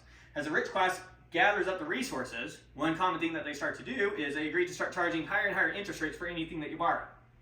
And so, slowly but surely, the poorer class, as things come up and they need a loan, as the interest rates get higher, they can't pay the loan, they get themselves in trouble, and so the wealth keeps shooting up. Yeah. One of the famous things Solon did is when he was setting up his constitution, because all the problems are typically starting between the many poor against the few rich. Mm-hmm. So one of the things he helped do to mitigate that situation was he forgave all the debts of the poor. Said, look, and even though he was one of the rich people, he says, we gotta set this up. One of the first things we gotta do, we gotta get rid of these debts. We can't do that. We gotta start going from there. Did he also restrict the interest rate? I don't know if he had a hard restriction on the interest rate, but it was just putting up political systems. One of the large things he did is he expanded,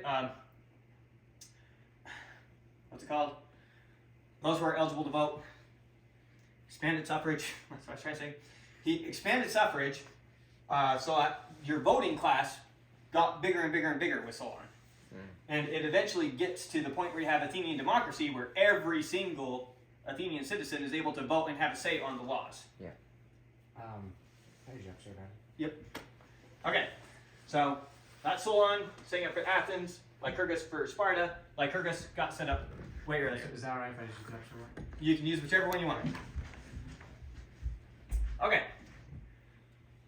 So next we have Sparta. So remember, early on, Sparta's a big boy on the block. Now, Sparta, the Dorians, they come in, they get Sparta. One of the things they do early on is they conquer this land over here. So you notice that you got war 735 to 715. They conquer Mycenae and the people over here, and they enslave those people, and from there on out, they're referred to as Helots. So Sparta, and they create alliances with these other people. So notice what Sparta's doing is they're getting complete control over this part of Greece, which we call, I just lost it, what's it called? The Peloponnesus. Oh. So Sparta is getting control over the Peloponnesus, and notice that the only connection between the Peloponnesus and the rest of Greece is this little 5-mile piece of land over here. Mm-hmm. And so they're good allies with Corinth, who's right next to it. And so Sparta is trying to get control over the Peloponnesus, and in that way, they pretty much have good political control around them. Just where we're focusing in on this part of the map. Right. There's So a they connection. get philosophy from Sparta. Or No. is it mostly all Athens. It's not even Athens early on. But, so, Sparta trying to get complete control over this. Briefly talking about how powerful Sparta was. Notice over here, well, Megara ends up being under Sparta, but early on, Megara wasn't even one of Spartan's allies. Athens obviously isn't one of Spartan's allies. Mm-hmm. Early on, there's a conflict between Megara and Athens over who should control the island of Salamis. So they're debating who should control the island of Salamis. What do they end up doing? They end up taking up the issue with Sparta. And Sparta awards it to Athens. Now, the fact that they award it to Athens isn't important. The point is, Sparta is kind of like the godfather of Greece. You two city-states, you got an issue that you can't figure out, let's take it up with Sparta. And Sparta will tell us how things are going to be decided. That's who they are. Yeah. So they're the big boys on the block. You don't want to mess with Sparta. Everyone respects what Sparta's doing. And so they go with what Sparta says. Give you a quick highlight of the government of Sparta. Since it never changes, it's worth getting you a quick sense of it. Sparta, they have two kings. and then they have 28 elders. The 28 elders are Spartan citizens over the age of 60. Now, these two kings and these 28 elders are the ones who make the laws for Sparta. The elders like British Parliament. Kind of, sure. But they all have to be over the age of 60. That's awesome. And so what that guarantees is you're not going to get any radical change in Sparta in terms of changes to the laws. So Sparta is a very conservative, in the sense that they don't change much, political system. Yeah. On top of that, they had 5 ephors. What these were 5 citizens chosen by lot, randomly, and lasted for 1 year. Your job was to function as the judges, and particularly judges over the kings. And if 3 of the 5 ephors said that you did something wrong, you did something wrong. Over the kings? Over even the kings. That's crazy. And anytime a king, so what they had 2 kings, and what that enabled is there was always a king who was able to stay in Sparta, and if they were ever at war, it was another king who would go lead the armies. Oh, that's cool. Anytime the king went out on campaign, he had to take 2 ephors with him. Why 2? 1, so that they could track all his actions, and 2, you need 3 ephors to convict him of anything. 2 can't convict him of anything. That way the king can do what he feels like he needs to do while he's out campaigning, and doesn't have to worry about the ephors messing it up. But they're there to make sure if he did anything wrong, when the war's over and we're ready to settle the issue, we can still settle the issue. Yeah, right. That's actually really cool. So that is how their government was set up. And then at the end of each year, 5 new ephors were selected by random. And the previous 5 had to answer to the new 5, explain everything that they did and why they did it. And those new 5 would judge over them whether they did anything that they shouldn't have done. Suffice it to say, everyone was very careful not to break the rules. So did they have to have a educated population for this? Their whole population has a very particular education. Okay. So everything we're talking about now are Spartan citizens. So we need to understand Spartan citizens. So Spartans, in Spartan society, you have roughly 3 classes of people. You have Spartan citizens, proper. Mm-hmm. Then you have what we call Lacedaemonians, which are people who are not Spartan citizens, but are not slaves, but still live in the area. And that's a thing. And so some people came from other city-states and would come live around here, and that was a perfectly fine thing to do. Uh-huh. And even people born in Sparta didn't have to grow up to become Spartan citizens. Mm-hmm. So you have your Spartan citizens, you have your Lacedaemonians in general, and then you have your Helots. Those were the people conquered early on and subjugated. Your slaves, like your Spartans, don't have to work for a living. Yeah. Now, Sparta is a completely communist society. The government controls everything. Mm-hmm. You don't own land, the government gives you land. You don't own your slaves, the government gives you your slaves.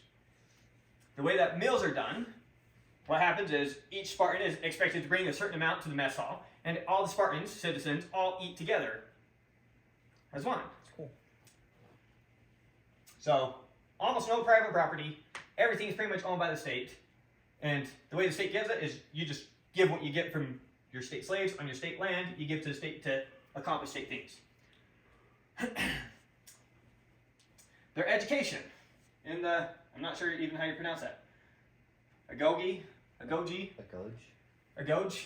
I think that's supposed to be pronounced E, so I'm not sure how to say it in between. Goji. Something like that.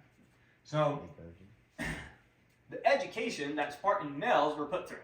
Girls in Sparta had it relatively easy. Guys in Sparta got hard life. So at the age of 7, you are thrown into basically a military academy, where you are going to be until you're age 30. Oh, yeah. But you become a proper Spartan citizen, I should have put that on there, I think at age 20 is when you actually reach your citizenship. Mm-hmm. But yeah, so you are now serving the state directly from age 7 to age 30. You are required to eat with your fellow soldiers in the mess hall. You are now a professional soldier in all this time. You serve the state. And it was a very harsh school. They would intentionally not give the people enough food to eat so that you, growing up, you had to steal to get by. You'd be punished very harshly if you were caught stealing, but they're not punishing you for stealing. They're punishing you for being stupid enough to get caught stealing. Mm-hmm. So they're forcing you through a very harsh childhood to make you come out of it a very tough soldier. An example of one thing they did, all you were given, I think this starts at age 12, is every year you're given a single cloak. Not clothes, not shoes, a cloak. One new cloak a year. That's what you get from the state. Whoa. That's it for your personal possessions, outside the food that you eat. Outside of that, you got to fend for yourself. And Sparta, here in this valley between mountains, gets very cold in the winter times. This is a very harsh upbringing. Yeah. The result is you have very elite soldiers. Now understand, they're still under a constitution. You might think it's kind of weird when we go down the road and we talk about the Persians versus the Spartans, and the Spartans say, we're free, look at you. You're subjects. And yet, Spartans have a much harder life than your regular Persian does. Why are they saying that? Because even though their laws are very harsh, it's a constitution that they take on themselves. They choose to hold themselves to that standard. They're not subject to some king, they're a citizen of Sparta. Yeah. And so even though it's harsh, it's not like, you might think, why are the Spartans living that way? They choose to live that way. One, not sure if it's actually a Spartan quote, but reported as a Spartan quote, one of their quotes is, I choose to do the things you won't, so I can continue to do the things you can't. That's your Spartan attitude. So that gives you a sense for Sparta, big boy on the block, what they're controlling. Now, since their education is so difficult, it is hard to get a male all the way to becoming a Spartan citizen. That's a massive achievement. And so Sparta has a huge problem, and it's that it is very hard to replace their numbers. So the process is a very tough process, which means that the soldiers that come out are guaranteed to be the most elite soldiers in Greece, but as a trade-off, it's very hard to get one of those soldiers produced. And so Sparta had to be very careful about going to war. They didn't want to go to war with anyone because they can't afford to lose soldiers. It's very hard for them to replace them. At the same time, no one else wants to go to war with them because they'll lose. Right. And so this is why Sparta kind of takes on this godfather-ish position for the rest of Greece. They're making sure that war doesn't break out because they don't want to have to fight, and you're going to answer to the Spartans because you don't want to have to fight them. But ultimately, that's going to be the death of Sparta, is when they start losing soldiers faster than they can replace them. Sparta just on a downhill from there, and Sparta becomes irrelevant as time goes on. But early on, the system works. All right. And then, so that gets us to this time frame. I already talked a bit about Greek colonization and why they're all scattered all over the world. The Greeks, they live in very mountainous terrain. Yeah. Eventually, they can't produce enough food around them directly just to feed their population. So they started setting up colonies and growing their food other places. Then, as they got their food growing other places, they realized, actually, there's things that are more lucrative than growing our food directly. And they start growing things like olives and wine, olives and grapes in Greece proper. And instead, producing things that aren't necessarily necessities, but things that sell better. Yeah. And so you start getting a lot of olive production, a lot of a lot of grape production over here, and producing wine and producing olive oil in Greece proper, as they start relying on their colonies more and more for actually producing the food. That's cool.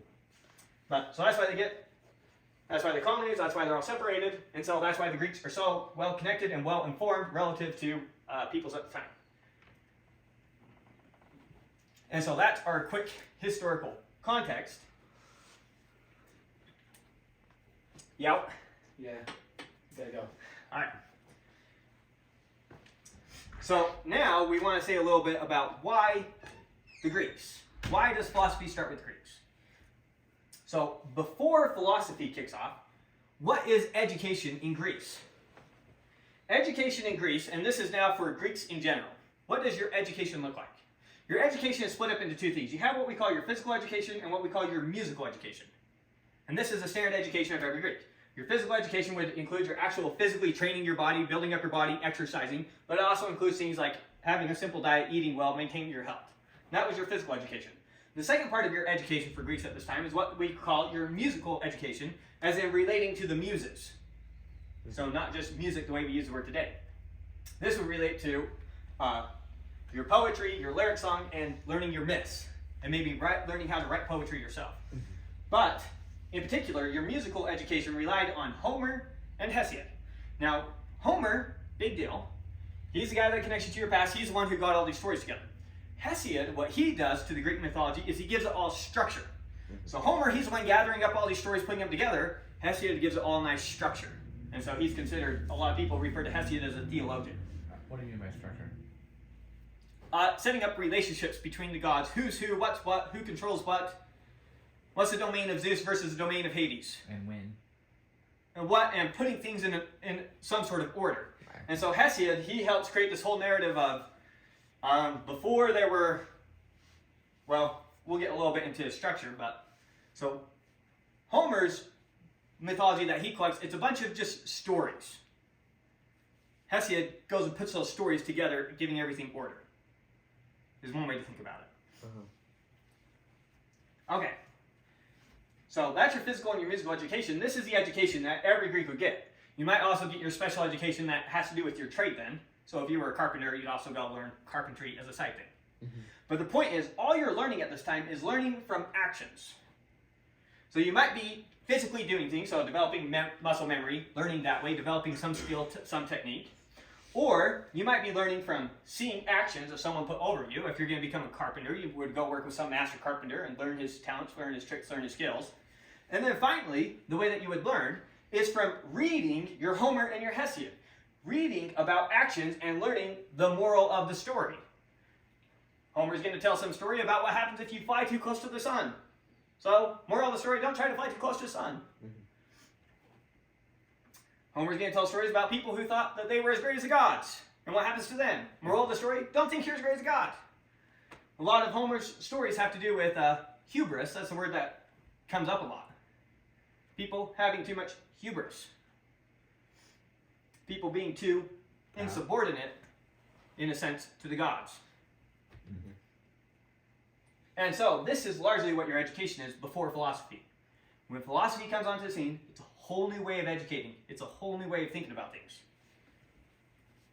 So, why were the Greeks the first philosophers? We said they were the first Greek philosophers because, well, philosophy existed implicitly all over the world. Obviously, people would use this type of thinking. It's not that no one thought logically before the Spartans, or before the Greeks came along. So philosophy existed implicitly. Anything that was explicit, actually written down into some system codified, anything that was explicit was mythological, metaphorical, mystical. So the Greeks are the first ones to start using this new way of thinking explicitly. Huge difference. So the Greeks were the first to give explicit, rational explanations for the phenomena that they saw around them, or for the conclusions that they were coming to. Okay. So, that's what they were doing. Now, why were they the first people who thought to start doing it this way? And there's largely three explanations that are given. Number one, we've already touched upon a lot, but trade. Trade producing exposure to ideas and data in older parts of the world. Since they had these trade routes, they were able to connect with Egypt and find out about a lot of the data that Egypt had been collecting for thousands of years. Since they had these connections with the Phoenicians and back to the Middle East, they had these connections with the Babylonians and the data that they had been collecting for many years. So one, they had access to data in the older parts of the world. Number two, political freedom. And the rise of the notion of a polis. So in a polis, these earlier civilizations, you had a king from on top giving the laws. He gives the laws, and why is the law passed? Well, because the king says. Right. And you're not a citizen, you're a subject. You're subject to the king, and the king decides. And if he's a good king, he'll pass laws for your benefit, and if he's a bad king, he'll pass laws that are only for his benefit. But the point is, you're subjected to him like that. These polises in Greece, these cities being set up in Greece on this polis system, you're not a subject, you're a citizen. They're going to be largely constitutional governments, where a constitution is written up that the people all agree to, and then you function as a citizen of that constitution, a citizen of that state with that constitution. And so you have political say in what's done. There's not some king on top who decides what his subjects have to do. It's the citizens decide amongst themselves what they're going to do. And so there's a ton of political freedom, and they're able to try out a lot of different things. And in particular, in these different systems, the people who are able to accumulate enough wealth, enough power, that they're able to start living lives of luxury and start contemplating about other things, they're no longer going to be the priest class. Everywhere else in the world where you have people doing these types of things, there are oftentimes these priests. And these priests, to get in that position, already have to accept all this dogma. You're not going to be some Egyptian priest questioning does this God really make the Nile flood? Or is there some other explanation? And so it gives them a freeness of thought as well. So that's one of the second arguments given. The third argument, and a very important one, is the religion the Greeks had is a very strange one, in that the gods are bound in their religion by fate and by necessity. Now, it's a little bit hard to get these concepts down. So first, to give you a high-level view of how the Greeks view necessity and fate. An example would be like how you think of gravity. You don't pray to gravity, please gravity, don't tip over this building. I would really appreciate if you let it stay up. No, gravity's going to do what gravity's going to do. Fate's going to do what fate's going to do. Necessity's going to do what necessity's going to do. Now, there's still a moral element to him. And so when some man acts completely impious, by necessity, he's going to be cut down. Maybe necessity will act through the gods. Maybe necessity will act through some hero. Maybe necessity will act through some man. But by necessity, that is going to happen, period. Okay, I see. And the only question is how. Same way that if you see the building tipping, it's going to fall. No question about it. The only question now is how's it going to fall? But it's for sure on its way down. Yeah.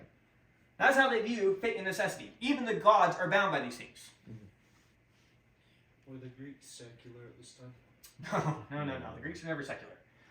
No one really is ever secular like that. For a while. Yeah, for a while. Don't they become?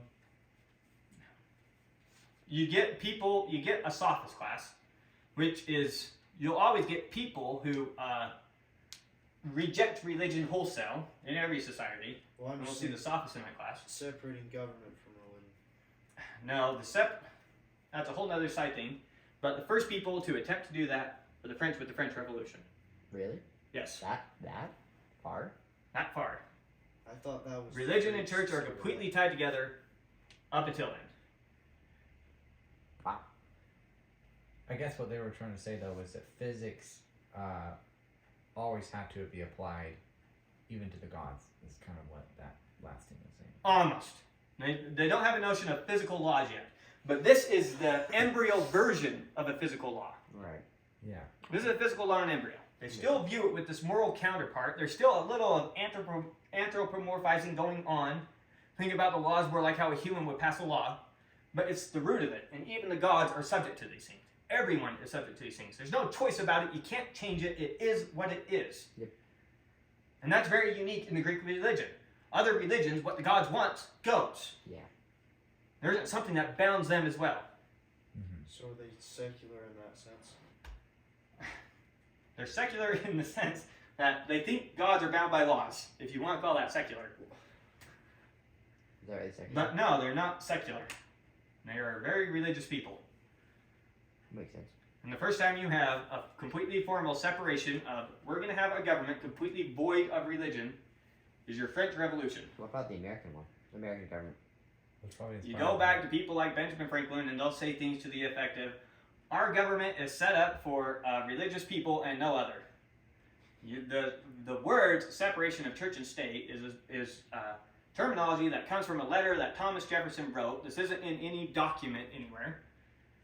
So it was never imagined that our founding fathers would be shocked that banning prayer in school actually happened. They would have never dreamed about that. No, you need the Christian ethic to continue to guide the government, and none of them would have questioned that. What they didn't want was a church religion. Okay. Or a state church. There we go. They didn't want a state church. They didn't want the state mandating what the church had to do. Right. So is this religious freedom, Greeks do but that? No. So, for example, just to give you a feel for this, the city of Athens, each city has their own patron god largely. And so the city of Athens, their patron god is Athena, and they worship Athena. And the Parthenon is built as a temple for Athena. So, religion and government are like this through almost all of history. It's very hard, like if you go in Egypt, it's very hard to tell the difference between who are the government bureaucrats and who are your priests. Right. Who's your king and who's your high priest. And those things are very tied together almost across the world everywhere. So were the Greeks making laws based off of their religion? Were the Greeks, yeah. One of the things that Socrates is put to death for is for essentially blasphemy. Yeah, makes sense. I've gone and talked to some history teachers. It was my understanding that the Greeks were at least somewhat secular. They start this process of science and math, Okay. and philosophical thought. But now they were very religious people, and you'll be shocked by some of the religious things that come out of it. Okay, so with that we end all our context, and now we're ready to start diving into concrete personalities, actual philosophers. Now the first group of philosophers that we're going to talk about are called the pre-Socratics. Why are they called the pre-Socratics? Because they came before Socrates. Yeah. Some of them are contemporaries of Socrates, but we're going to notice when Socrates comes to the stage, thinking drastically changes. So there's going to be an older way of thinking and older topics and then new topics. And Socrates kind of changes how that's done. So pre-Socratics are in general people that came before Socrates, but some of his contemporaries are also classified as pre-Socratics because they still care about what the pre-Socratics cared about. Socrates changes the game. Gotcha. So pre-Socratics. Now we're going to talk about two groups of pre-Socratics early on. They are the Ionians and the Italians. So our first philosophers are going to come from over here. We're going to call them the Ionians. Our second group of philosophers are going to come from over here. We're going to call them the Italians. And then we'll finally get to Greece proper philosophers. And then eventually philosophy is going to largely be happening in Athens. But it doesn't start there by any means. So the first group we're talking about over here, in particularly Samos, Miletus, Ephesus, and Colophon. All cities I just touched everywhere that they go. All right. So the Ionians, the first one, Thales of Miletus. He's from 624 to 545 BC. All these dates, large speculations. Right. We're not positive. Yeah. I think our first positive dates are with Aristotle. So that's hundreds of years in the future. So Thales of Miletus, and then we'll have Anaximander of Miletus. He's going to be considered the student of Thales. Now we use student in a loose sense here. It's not that they ever necessarily went to school together and he formally taught him. It's that he was very aware of his ideas and built on top of them. And that's what we mean by student in this context. And then we're going to have Anaximenes as a student of Anaximander. They're all in Miletus. They all come from the same city. Then we'll get to Xenophanes of Colophon. He's kind of a one-off. And then we'll get to Heraclitus of Ephesus. And he's far and away the most famous of these philosophers. Your three big pre-Socratic philosophers are Heraclitus, Parmenides, and Pythagoras. So he'll be our first big shot. Gotcha. But things get kicked off with Thales of Miletus. So we'll start with Thales. Now with Thales, point out Miletus. Here's Miletus right there. Notice that we're zoomed in on Greek. Here's, what's it called? The Peloponnesus. So over here, here's Miletus. It's a powerful coastal town, great trade. At this time, Miletus was probably even a greater city than a city like Athens. Wow. Great, powerful city. Now, notice that he's going to live through the time frame of Lydia getting conquered and Miletus getting conquered. Yeah. But just barely. So that happens in 550 BC. So that's happening at the end of his life. Majority of his life is before. So the majority of the time that he's there is under the Lydians, which they had a very good relationship with, and so Miletus was thriving at this time. All right, thriving coastal city. That's what he's born into. He's born into high position, one of the statesmen of the town, possibly born into wealth. So he's of high birth. Now, he's going to be a mathematician, our first mathematician. He's going to be an astronomer, and he's going to be our first philosopher. He founded the Milesian school. We notice that two philosophers come after him. That's why we say he founded the Milesian school. He started a way of thinking in Miletus that carries on. Found the Milesian school. He's one of the 7 sages of Greece. One of the other 7 sages we already talked about was Solon. These were considered the wise men of Greece. They had their famous sayings. And I think they also helped kind of maintain political stability in Greece. When there were big problems, you would often get the 7 sages to give their input on the problems. But they have their famous sayings, and their famous sayings, some of them don't sound too great. I think Thales' famous saying is, everything's water. We'll get to it. But now, he's the first known individual to use deductive reasoning explicitly. Actually, writing it down, we're using it explicitly. Or stating how your argument goes verbally, because we don't really know if he actually wrote anything down. He's famous for measuring the heights of the pyramid in Egypt, and then the distance that ships were from the shore. Give you some of the things he did. How did he get the height of a pyramid in Egypt? So the way that he did that, give you the rough idea of it, is he went and he took a stick and he had him cut it his height. And he laid the stick down. And then he waited until his shadow was as big as his stick. When his shadow was as big as his stick, he had to measure the shadow of the pyramid. At that time, the shadow of the pyramid would have been as tall as a pyramid, and so that's how they were able to measure the height of the pyramid. Oh, that's cool. That's pretty smart. Because notice, without geometry or trigonometry, how would you get the height of that pyramid thing? Right. Oh. Yeah, I was thinking. You could something measure, completely like- different. One brick and then count all the bricks. Maybe, assuming that they're all uniform heights, and there could be ways like that to do it. But, so that's the way that he gave him. And then measured the distance ships were from shore. This is also a pretty cool one. So how did that one work? So here's your coastline. Here's your ship. You want to know how far away is it from us? And so what he would do is he would have a person come over here on the shoreline, and they would measure just the angle between the shore and that ship. How'd they get the angle? Just physically line something up and get a feel for the angle. Doesn't matter how big it is. So they're not saying it's 60 degrees. They're saying if I line up, so you got me and Patrick. Here's Patrick. We're both on the shore. I make one arm pointing at Patrick, and I make my other arm pointing at the ship. And then he does the same thing. So he's over here, and he has his other arm pointing at the ship. And then we turn. Now we don't actually use our arms. We use something more rigid so it won't shift. And then I turn like that, so now this arm is pointing at Patrick. My other arm's pointing off towards land. And then He does the draw same a turn. line. Right. So then I turn like Oh. that. So now this line goes that way. He turns like that. We pull a rope, and wherever it intersects is the same distance from the shoreline as a ship is from the shore. Whoa. That's cool. That is So- cool. He wasn't really using geometry. He was. Right. This doesn't require any sort of genius thinking, but It was just. we think about a bunch of the simple problems that we would solve today. We just say, oh yeah, just use the sine, use the cosine, da da da da da. We use trig left and right when we're trying to solve these problems. Yeah. He didn't have that. So he's literally like whipping out a measuring tape. Or counting off yards, but yeah, using some rope most likely and just measuring off however many knots or whatever it was. Well, the point is, yeah, something very physical for how he could have done this. Now we have what's called Thales' theorem, famous theorem here. What's the famous theorem? The theorem is that take any triangle. Well, start out with a circle. Now draw a line through the diameter. So start with a circle, draw a line through the diameter of the circle. Now pick any other point B on the circle. Doesn't matter where you choose. In the picture, we happen to choose that point. Use those 3 points to construct a triangle, and it is guaranteed to be a right triangle. That will be perfectly 90 degrees every time. Walk you through the thinking of this. 2 things you need to know to understand the proof. One is, if you have what we call an isosceles triangle, if I have a triangle, and I know that this length is the same as that length, then I know this angle is the same as this angle. Mm-hmm. So that's one thing you have to know. The other thing you have to know is that the angle sum of any triangle is a straight angle. We'll say 180 degrees.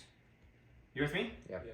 So now, imagine that we call this, notice that we have, if I add up all these angles, that angle, that angle, that angle, that angle, that angle, that angle, I'm adding up all the angles of 2 triangles. So you get 360. So I'm going to get 360 degrees. So adding up all those, we got 360 degrees. Now, take away this angle and this angle.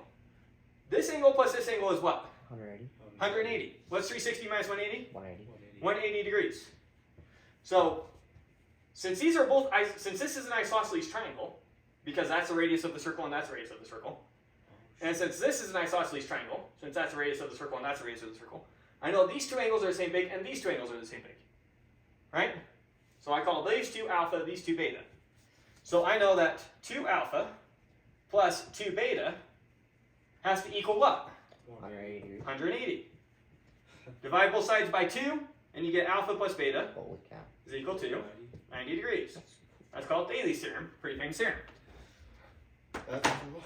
It is cool. Now, Thales, he's going to be one of these geniuses, creating all this stuff from scratch. Now, what he's most famous for, oh no, this is just an anecdote. Anecdote, possibly not true, but here's the way the story goes. The story goes that Thales is getting this reputation as being a smart guy, and some guy comes along and says, you think you're so smart, look how poor you are. He thought if you were smart, you could actually get some wealth. So he decided he was going to make himself wealthy. What did he do? He took a year where he was studying the weather, and he predicted that there was going to be a particularly good olive season coming up. And so what he did early on is he went and rented out all the olive presses. So if you own an olive press, someone comes along, they rent it from you to harvest their or to process their olives and turn it into olive oil. He rented out a bunch of those early on. Since he was the only one trying to rent them out early on, people just let him take it for whatever the rate was. When the olive harvest came in and people had a ton of olives, they desperately needed those olive presses. And so he was able to charge whatever markup he wanted. So he got a monopoly on the olive presses, charged whatever he wanted, made a ton of money, as the story goes. Oh, what does that sound like? Monopoly. No, there's a word for it. I forgot what it was. He cornered the market. It's the type of investing to Yeah. To rent something in the future or something like that. My word. I don't know what it's called. Anyways, so famous story about how he ended up wealthy. Could have also been that he was just born into wealth. Whatever the circumstance is, he was definitely able to travel the world. He was definitely able to travel to Babylon and to travel to Egypt. Now, he helped the king of Lydia. Remember, he's in Lydia. Lydia went to war against the Medes back before the Persians conquered. Nothing really came of it. But he helped the Lydian king in this war. And the problem the Lydian king had him solve is there was a river, and the Lydian king needed to get his army across the river. The problem was the river was too deep to walk across. It would wash his men away. So if he needed a way to be able to cross the river, they didn't have time to build a bridge. What should they do? So what Thales had him do is camp your army on the shore here, and then have them go and dig a big trench around like this. And so it split the water, in two directions, and now both directions were shallow enough that his men could walk across the river. That sounds like so much more effort than just building some boats. Now, if you don't have lumber, and digging ditches is actually real easy to do. Well, especially if you have a massive army. How big's the river? Well, doesn't really matter, but digging a ditch is digging a ditch. You can dig ditches pretty easily. You think about World War I and just big old ditch digging contests. And the water has a way of digging it for you. And the water potentially has a way of digging it for you. I don't know if you would actually dig out most of it without any water and then dig the water part last. Or throw it into the water and have it take it. Yeah, not sure the actual practical scenario there, but when you watch what the Roman legions were able to do just like that, you'd think these guys should be able to dig a ditch, Dig no a problem. ditch. Yeah, the Roman legions, they would have just put up a bridge. That's what they would have done. Yeah. But Weird. there's a reason that the Roman legion is the Roman legion. Anyways, helped him get across. He's most famous for predicting an eclipse in the year 585. That's one of the best ways that we date him. The fact that he was able to predict this eclipse is what gives us a lot of evidence that he was most likely in Babylon, using the information that the Babylonians have been collecting over time. Cool. Makes sense. He calculated the duration of the year and the timing of the equinoxes and the solstice. The solstice, that's the longest and the shortest day of the year. The equinoxes are when day and night are the same long. Start of winter, start of summer, start of spring, start of fall. Your equinox and your solstice. So he calculated when those would be and calculated the actual duration of the year. And what he was fundamentally out to do, what set him apart from, I guess all this kind of sets him apart, but what Thales aimed to do was to explain natural phenomena via rational hypotheses that reference national processes themselves. So he's going to be one of these people who starts explaining the physical world around us. It's not because of Homer's gods in the background manipulating things to make it happen the way that they do. It's because of natural processes. And this is what's going to make him a natural philosopher, and one of the things that makes him the first philosopher. Now, what Thales was interested in, and what these early Greeks in general were interested in, is two topics. They were interested in change and multiplicity. So I'm going to try and get you a little bit confused about change and multiplicity so that you can appreciate what it is that the Greeks are doing. So first, let's think about change. Imagine, for example, that we take a log and we burn it. Now, as we burn the log, what do we see happen? We see a bunch of smoke coming off, and what we're left with is a bunch of ash when it's all said and done. So that ash and that smoke stuff must have somehow been in the log. And the log must somehow be the same thing as that ash and that smoke stuff. Made of the same stuff. I don't know. Made of the same stuff, somehow. Somehow the log's there in both those things, and yet the log's not there. Let me give you another example, better example. Let's just start with this one. Let's say that you get a caterpillar, and you call him Tim. Okay. So you got little Tim the caterpillar. Now, little Tim the caterpillar, he transforms into a butterfly. Now, Tim changed into a butterfly. Yep.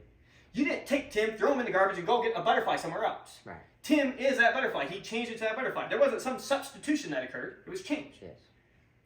And so, the butterfly is not the same thing as Tim that you started with. The butterfly is different from the caterpillar you started with. That's what change means. It's not the same. It's different. And yet, it's still Tim. Right. It's still the same thing. Okay, I see. That's what we mean by change, is it's still the same thing as it was. So it both is and isn't the same thing that it was. Mhm. Okay. So it seems like change implies a logical contradiction. The only way that you can get change is if something both is and isn't what it was. Okay. You might think, oh, those poor dumb Greeks, how could they ever fall for this? There are people in high places that sit at prestigious universities who use the same logic, who use the same thinking to argue that logic doesn't work. Yes, this actually happens. Oh boy. Okay, so change is one of the things that they were confused by. And then multiplicity. Multiplicity, that's kind of what I was getting at before, is how is it that I can get one substance to change into another substance unless they were somehow already the same thing? So think about a cow eating grass is a good example. You have the cow eats grass and drinks water, and it produces milk. Mhm. Where does that milk come from? It must somehow come from the grass, we'll just say the grass. It must somehow come from the grass that the cow is eating. Right. And so milk must somehow be in grass, and grass must somehow be in milk. They must somehow be the same stuff. And so there must be some stuff that connects them. Right. And so one of these early questions that they're going to start asking is, what is that stuff that connects these two very different things? I see. So this is a pursuit that Thales starts out on early on, which is an amazing question. Yes. And it's still one of the big questions of physics. What connects everything? Running theory right now is little vibrating strings, and everything's little vibrating strings. Mhm. So they're the ones that start these questions. So how are there many different things that can somehow change into each other? Wouldn't that imply that there should only be one thing? And if change means that something both is and isn't what it was, doesn't that imply a contradiction? So these are the two big ideas that the Greeks are taking on early on. And our early Greek philosophers are going to be dealing with these two things. Okay. So if there's a change, there must be something that is different from what it was, because it changed. Yet is also the same as what it was, because it's just a change, not a substitution. Right. So that's that. Consider the cow, we did that. Now, the big question that the Greeks were considering, could it be that all things are actually made of just one elemental stuff, one stuff? And a bunch of these Greeks are going to think yes, and we're going to have a bunch of Greeks talking about what they think the one stuff is. So I'm going to often use what he thinks the one stuff is. That's the stuff that everything else is ultimately made out of. Mhm. So, if so, what is the nature of this unifying, unchanging substance that is disguised by the appearance of constant change? You get their confusion? Yeah. Yeah. Okay. If only they had science. Well, they were laying down the foundations for science. Yeah. And even though you might come and say, well, let me give you a similar confusion I had as a kid when I was thinking similar things. So there came a point where I found out that everything in our whole universe is made up of protons, neutrons, and electrons. In elementary school. This confused me because why are there so many different colors? If everything's ultimately made up of protons, neutrons, and electrons, shouldn't everything just be the same color? And I thought I was clever. I thought, oh, maybe it's the case that protons are red, neutrons are green, electrons are blue. It's through their RBG values that different things have different combinations. And so I went and I got online and I searched, what is the color of a proton? The answer, bad question. But gives you a similar confusion for what I was thinking. So if they're all different, or if everything's all the one stuff, how come it acts so differently? If banana is really made of the same stuff as a chair, how come a banana and a chair are so different? They taste different, they feel different, they smell different, they smush different. Mhm. And yet, even from our science, we say, oh, they're both carbon chains. Those are very different acting carbon chains. What is going on? Right. So, good questions. So we get three major philosophical doctrines from Thales. His first doctrine. Water is the nature of all things. He's going to say the one stuff is water. Everything's ultimately made out of water. Again, not a great answer. Great question. Which we're also going to refer to as the arche, the fundamental substance, or the one stuff. Is a lot of their philosophy going to be based off of their religion or culture? No. Or Now, why is he picking water? So, water is one stuff. We'll get into why he said water is one stuff and what he meant there. His second big principle is all things have soul in them. That sounds funny. We'll get into that one. And then his hardest one to nail down is the all is divine. Again, we have none of his works directly. We're getting all this secondhand, that these were the things that he talked about, and there aren't even that many fragments that we have of Thales. So a lot of this is trying to piece together what he probably thought. So first we'll start with water being the one stuff. So Thales is our first material monist. Monist, mon as in one. So material, everything is material, and it's made of one thing, namely water. Material monist. Gotcha. Okay. And he hypothesized that the originating principle of nature and the nature of matter was a single material substance, namely water. Now, before we dive into his, well, first I'll give you potential thinking, and then we'll give you what Aristotle said on it, which is pretty much our major reference to how we even know if Thales even thought this. So, why did he pick water? At first, that might sound kind of stupid, but let's think for a second. Water is one of the only elements that you come across in your day-to-day life that takes on both solid, liquid, and gas form. When you think about the four elements, water, earth, fire, air, if I take water and I go stick it outside, take some water, sprinkle it on the sidewalk, what happens? It turns to air. And then eventually that air turns back to water and it comes back down and falls on us. Yeah. It's rain. So it seems like water can turn into air and air can turn into water. Similarly, if you start digging down in the earth, you eventually get water. And so the earth is somehow turning into water down there. And when you go to a river like the Nile, as it floods, it deposits all this soil. And so water is turning into earth. So he sees earth turning into water turning into earth turning into air, or water turning into air turning into water. What is it, fire? And then fire is a bit trickier one. But also, if you go take a bucket of water, and you got a nice full bucket so it won't all evaporate, you go leave it outside for a month and then go look in the bucket, what are you going to see? Water? Nothing. Well, You're going to see a bunch of green crap. Oh. Life. If you just leave water, it seems like life starts to grow in water. And water seems to be the principle that gives rise to life. Life takes off in water. Sorry. And understand at his time, all heat and fire are pretty much synonymous at this time. They don't have a lot of distinguishing between elements and properties of elements. Mm-hmm. What are the things he knows that gives off heat, gives off fire? sun. You exist at his time. Well, maybe the sun, but then in our day-to-day experience, your body gives off heat, living things give off heat, and then chopped up living things give off of heat. And so fire must somehow come from life. Weird. And life comes from water. Oh, how did he explain the sun, though? We don't have his explanation for everything. So now I'm going to give you the biggest chunk of what we have. This is Aristotle referencing Thales. Fortunately, what Aristotle would do when he starts delving into a subject is he would first cover what all the great thinkers before him had to say on it before he'd go into it himself. That's awesome. And so that's how we know what a bunch of these early thinkers thought, is Aristotle references them. Now, Aristotle focuses mostly on biology, so he's going to give largely the biological explanation.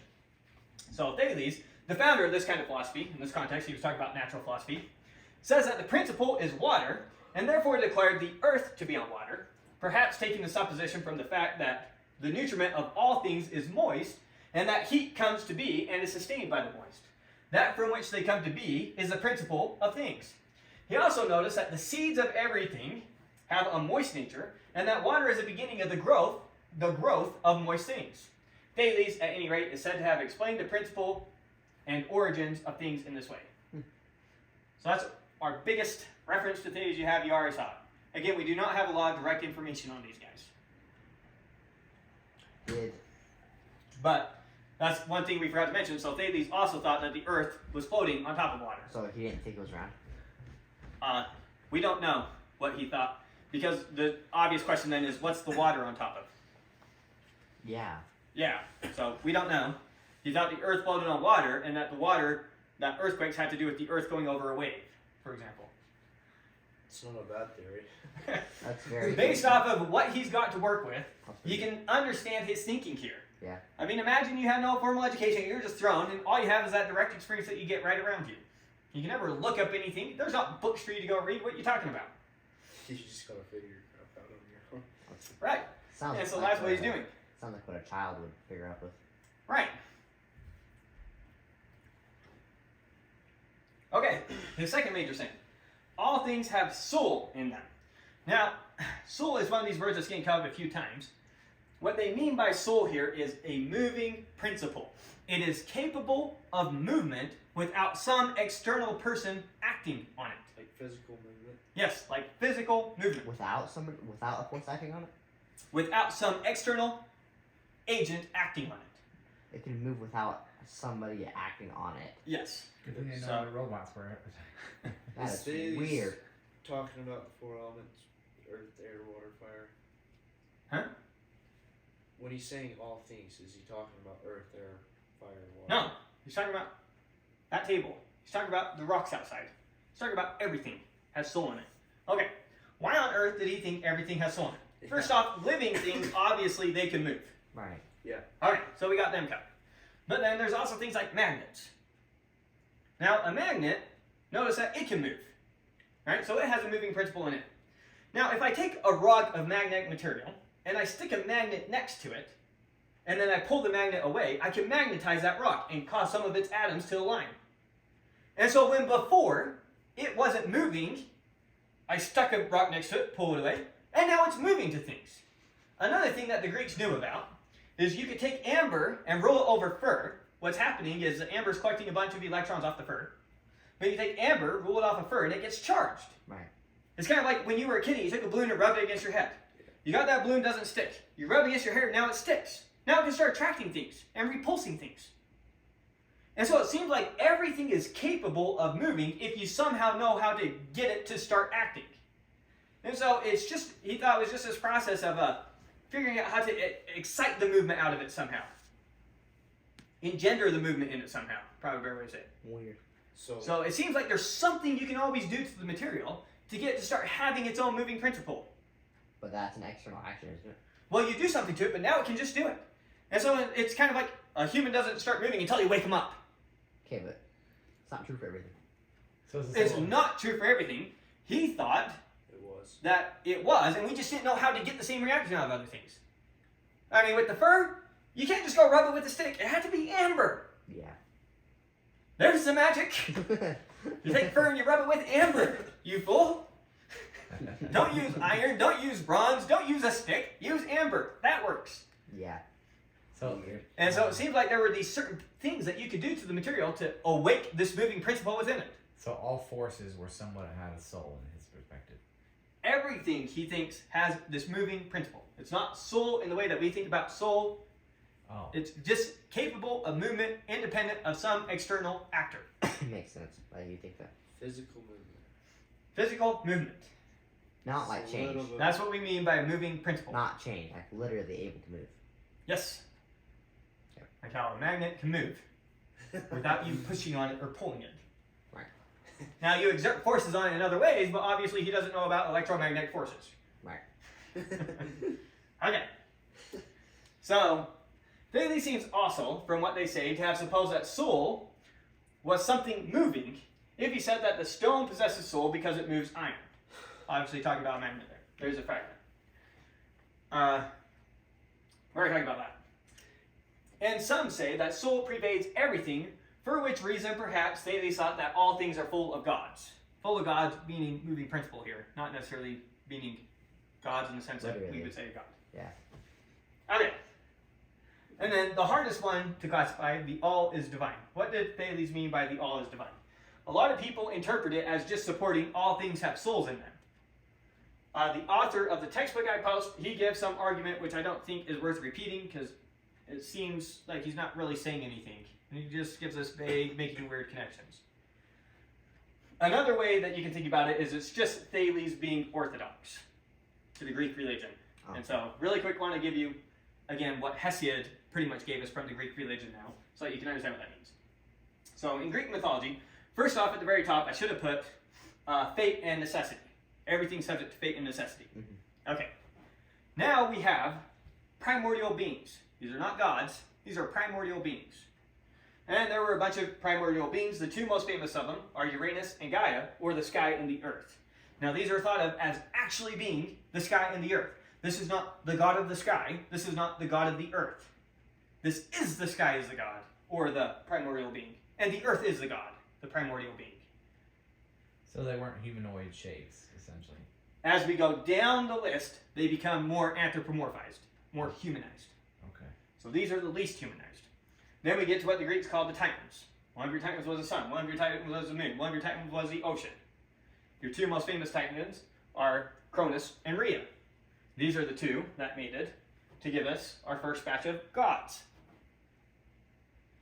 And now with these guys, you actually have gods the way that we would think about Greek gods. And so then you have Zeus, Hades, Poseidon, Hera.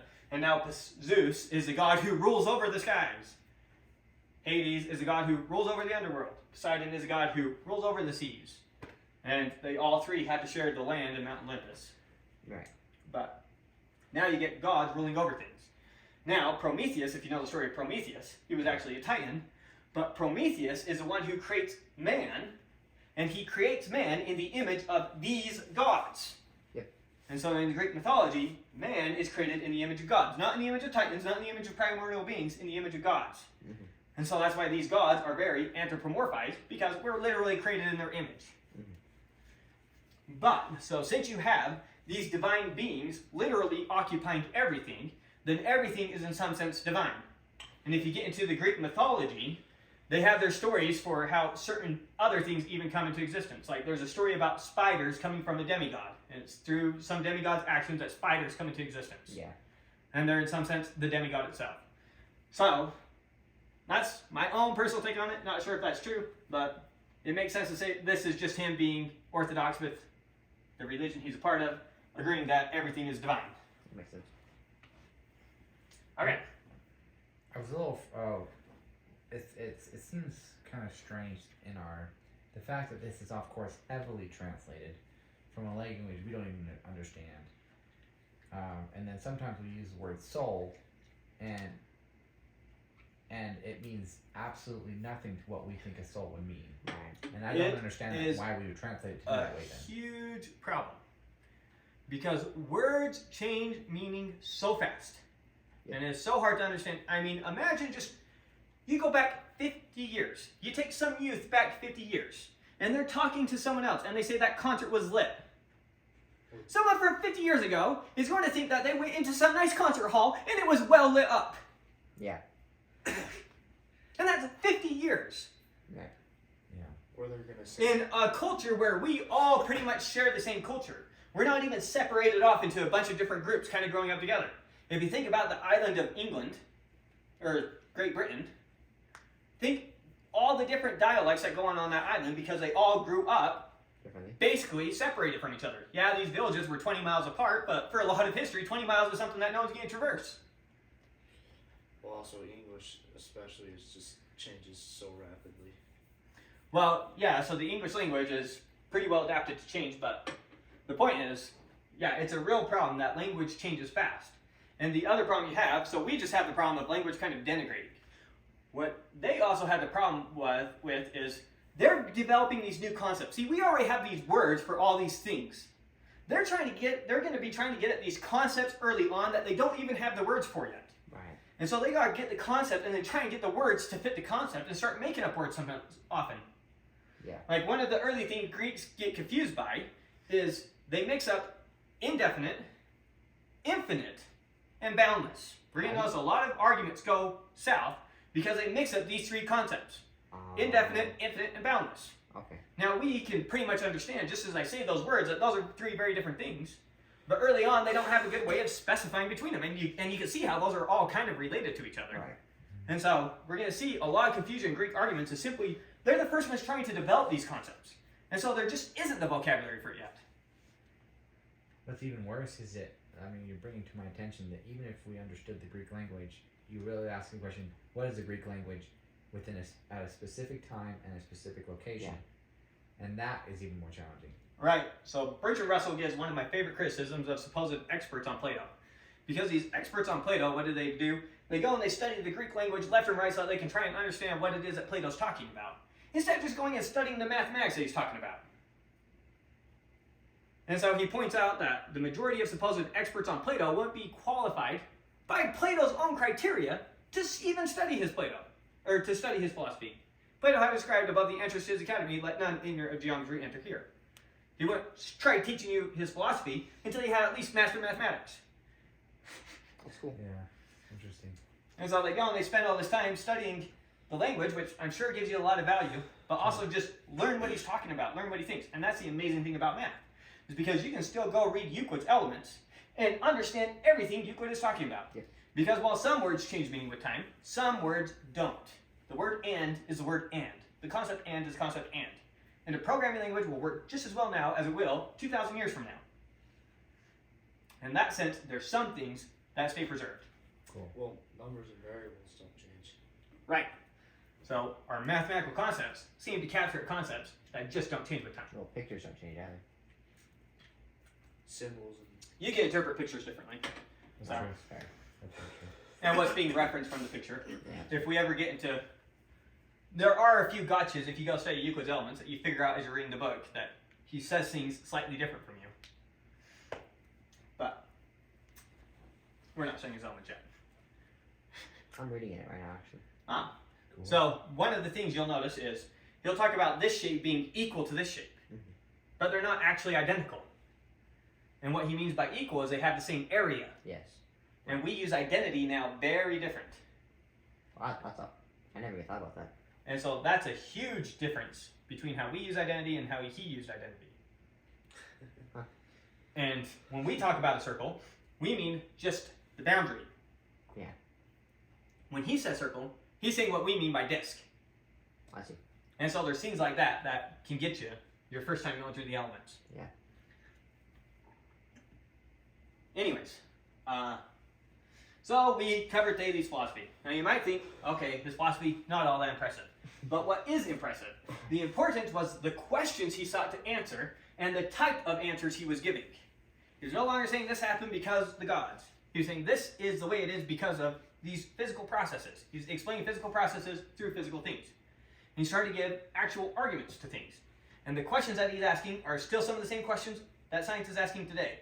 What is the one stuff that everything is made of? Mm-hmm. And it's still a basic assumption we operate on today. That there must be one stuff, or just a few things, that everything else must be made out of. Right.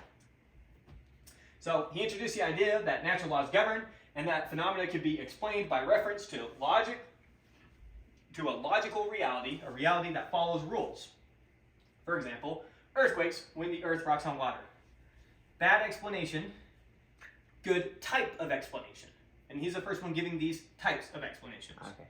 And that's what makes Thales Thales. And that's what makes him the father of philosophy, the father of math, the father of science. He's the father of the father of the father of. Wow. And so that finishes off Thales. And so our next philosopher that we get into will also be from Miletus, same place. So that's where we will pick it up next time. Awesome. Any questions for that? Oh, I have a quick question about the Bronze Age collapse. Okay. So it mentioned the Ionic and Doric, right? And that, the first thing I thought of were the pillars. Yeah. Where does that come from? Why is that related? So when we're talking about these early histories of like the people at Minos, the Myceneans, it's not a written history, so it's not history proper. It's archaeology. And so we're deducing who was where based off of archaeology. So we don't really know that the Myceneans conquered the Minoans. We don't have any battles recorded or anything like that. Here's what we do know. Is that around the year 1450, suddenly, they stop building structures like this and start building structures like the things over here. Gotcha.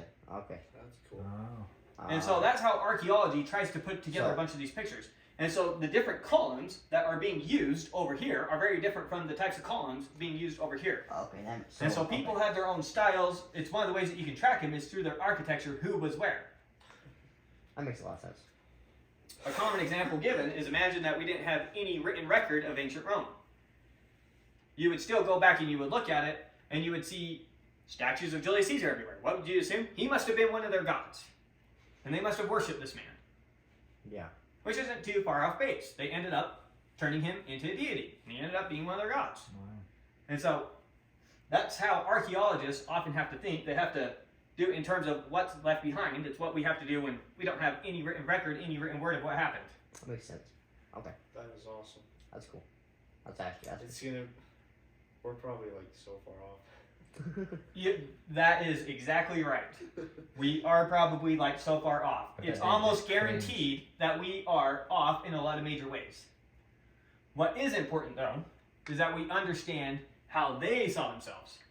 And so whether these Dorians actually came through and conquered, or just came through and migrated, and maybe these cities had their destruction due to other things. Maybe a volcano erupted, they burned down, the Dorians came and occupied after the fact. Maybe that's what happened, who knows?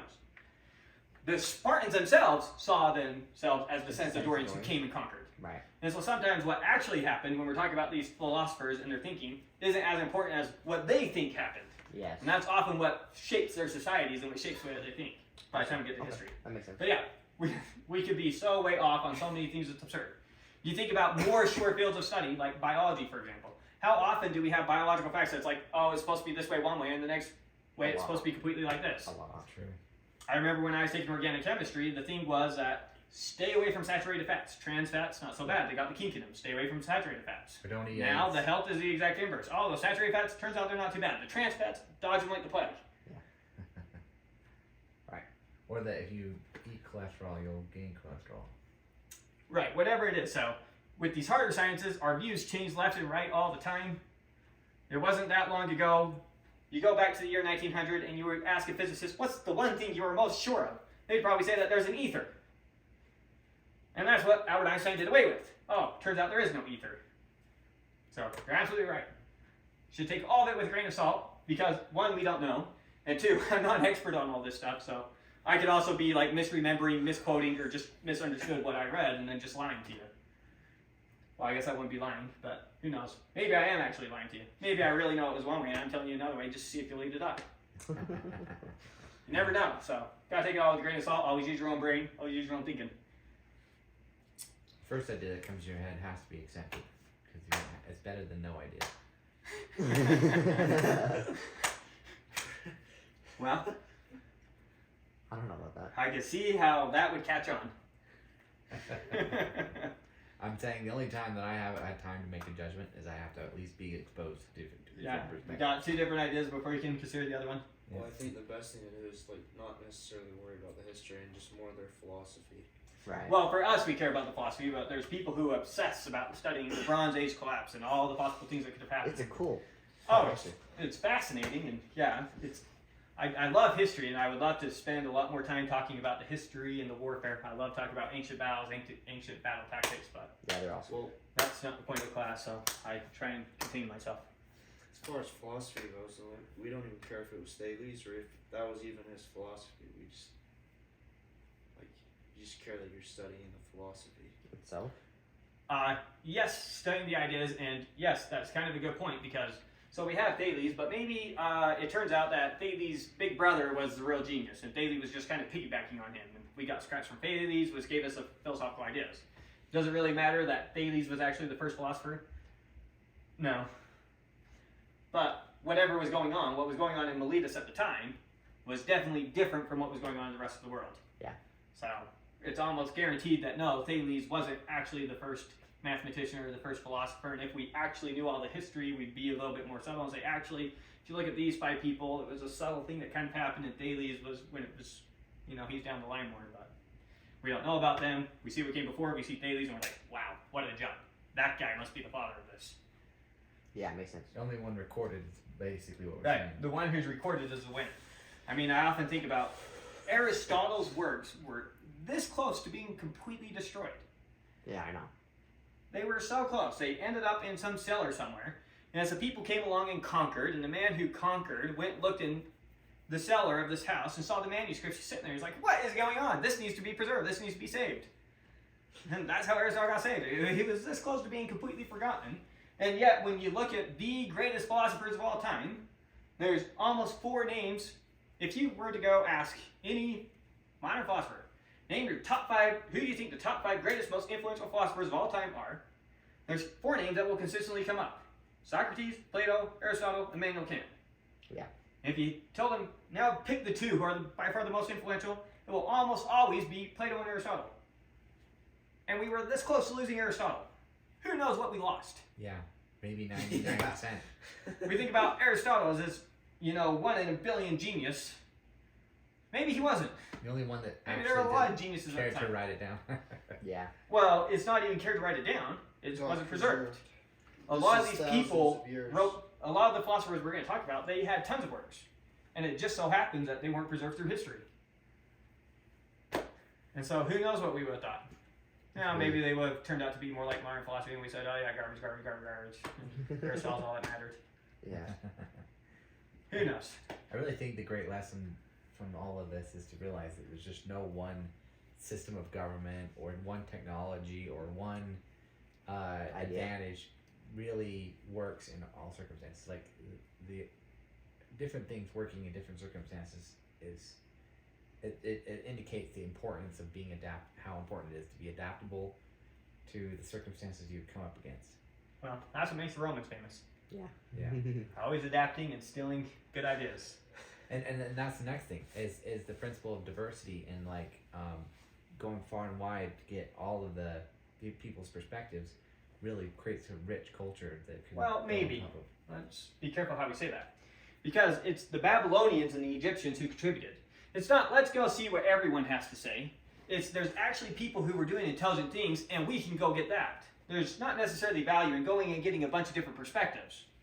There's good perspectives, there's bad perspectives. And wasting your time with a bunch of bad perspectives might just muddle the good ones that you came across. Maybe. So they knew the great places of the world to go visit. They knew where supposed wise men existed. Yeah. And so that's where they went for their source of information. If they would have gone and got whatever philosophy the Thracians had to offer, it would have probably contributed nothing. Well, I mean, they either got lucky and just happened to listen to the right people or the most effective people. Well, it's not just that they got lucky. These people had a reputation Yeah. for knowing what was going on. The Egyptians, you get this sense when you read communications between the Egyptians and the early Greeks that the Egyptians are a little bit snobbish. Oh, you young Greeks, how little you know of this great world you live in. And so there was always this notion of you could go to Egypt and get exposed to great knowledge from the past. You could go to Babylon and get exposed to great knowledge from the past. You wouldn't waste your time with the Thracians. You wouldn't waste your time with the Barbarians. even the why am I losing their name? Macedonians. The Macedonians, they were seen as backwards. The Thracians, they were seen as backwards. These were the old ancient places of the world who had collected a bunch of wisdom and you could go learn So from. why didn't So there was already that reputation. So why didn't- It's not like they stumbled across it. modern philosophy start there? That's one of the slides we went over. Water. Why did it start with the Greeks? And it's attributed to particularly these three things. Right, but if a lot of enlightened ideas were already in those locations and they were a hub for trade. It's not necessarily the enlightened ideas, it's the data that they were collecting. Wow. Well, I'd argue that It's the exposure to the data. I would argue that the advantage the Greeks had was because of their openness to looking at so many different cultural perspectives, and deriving from that, where the Egyptians were so isolated and pompous about their wealth and their situation, that they were never looking into political freedom or other people's perspectives or ideas, and therefore assumed that, like the gods, for instance, Right. alter reality. There's an open-mindedness to it. There's a not being Snobbish. snobbish. What's the word I was looking for? Arrogant. Basically, yeah, thank you. Not being arrogant, being humble and being curious, Yeah. being willing to learn from the places of the world. And listening to people to find out that they don't know what they're talking about, rather than just not listening at all. Right. So they found the places that supposedly had a bunch of knowledge. They were willing to go learn from those places, and then assimilate the knowledge in their own systems. That's cool. It's amazing. Yeah. Okay. Any other questions? Anything else you want recorded? That's good. No, I'm good. Okay. Follow Facebook because I'm not sure if I'll have a projector next week. Okay. So this might be more regular than we might want.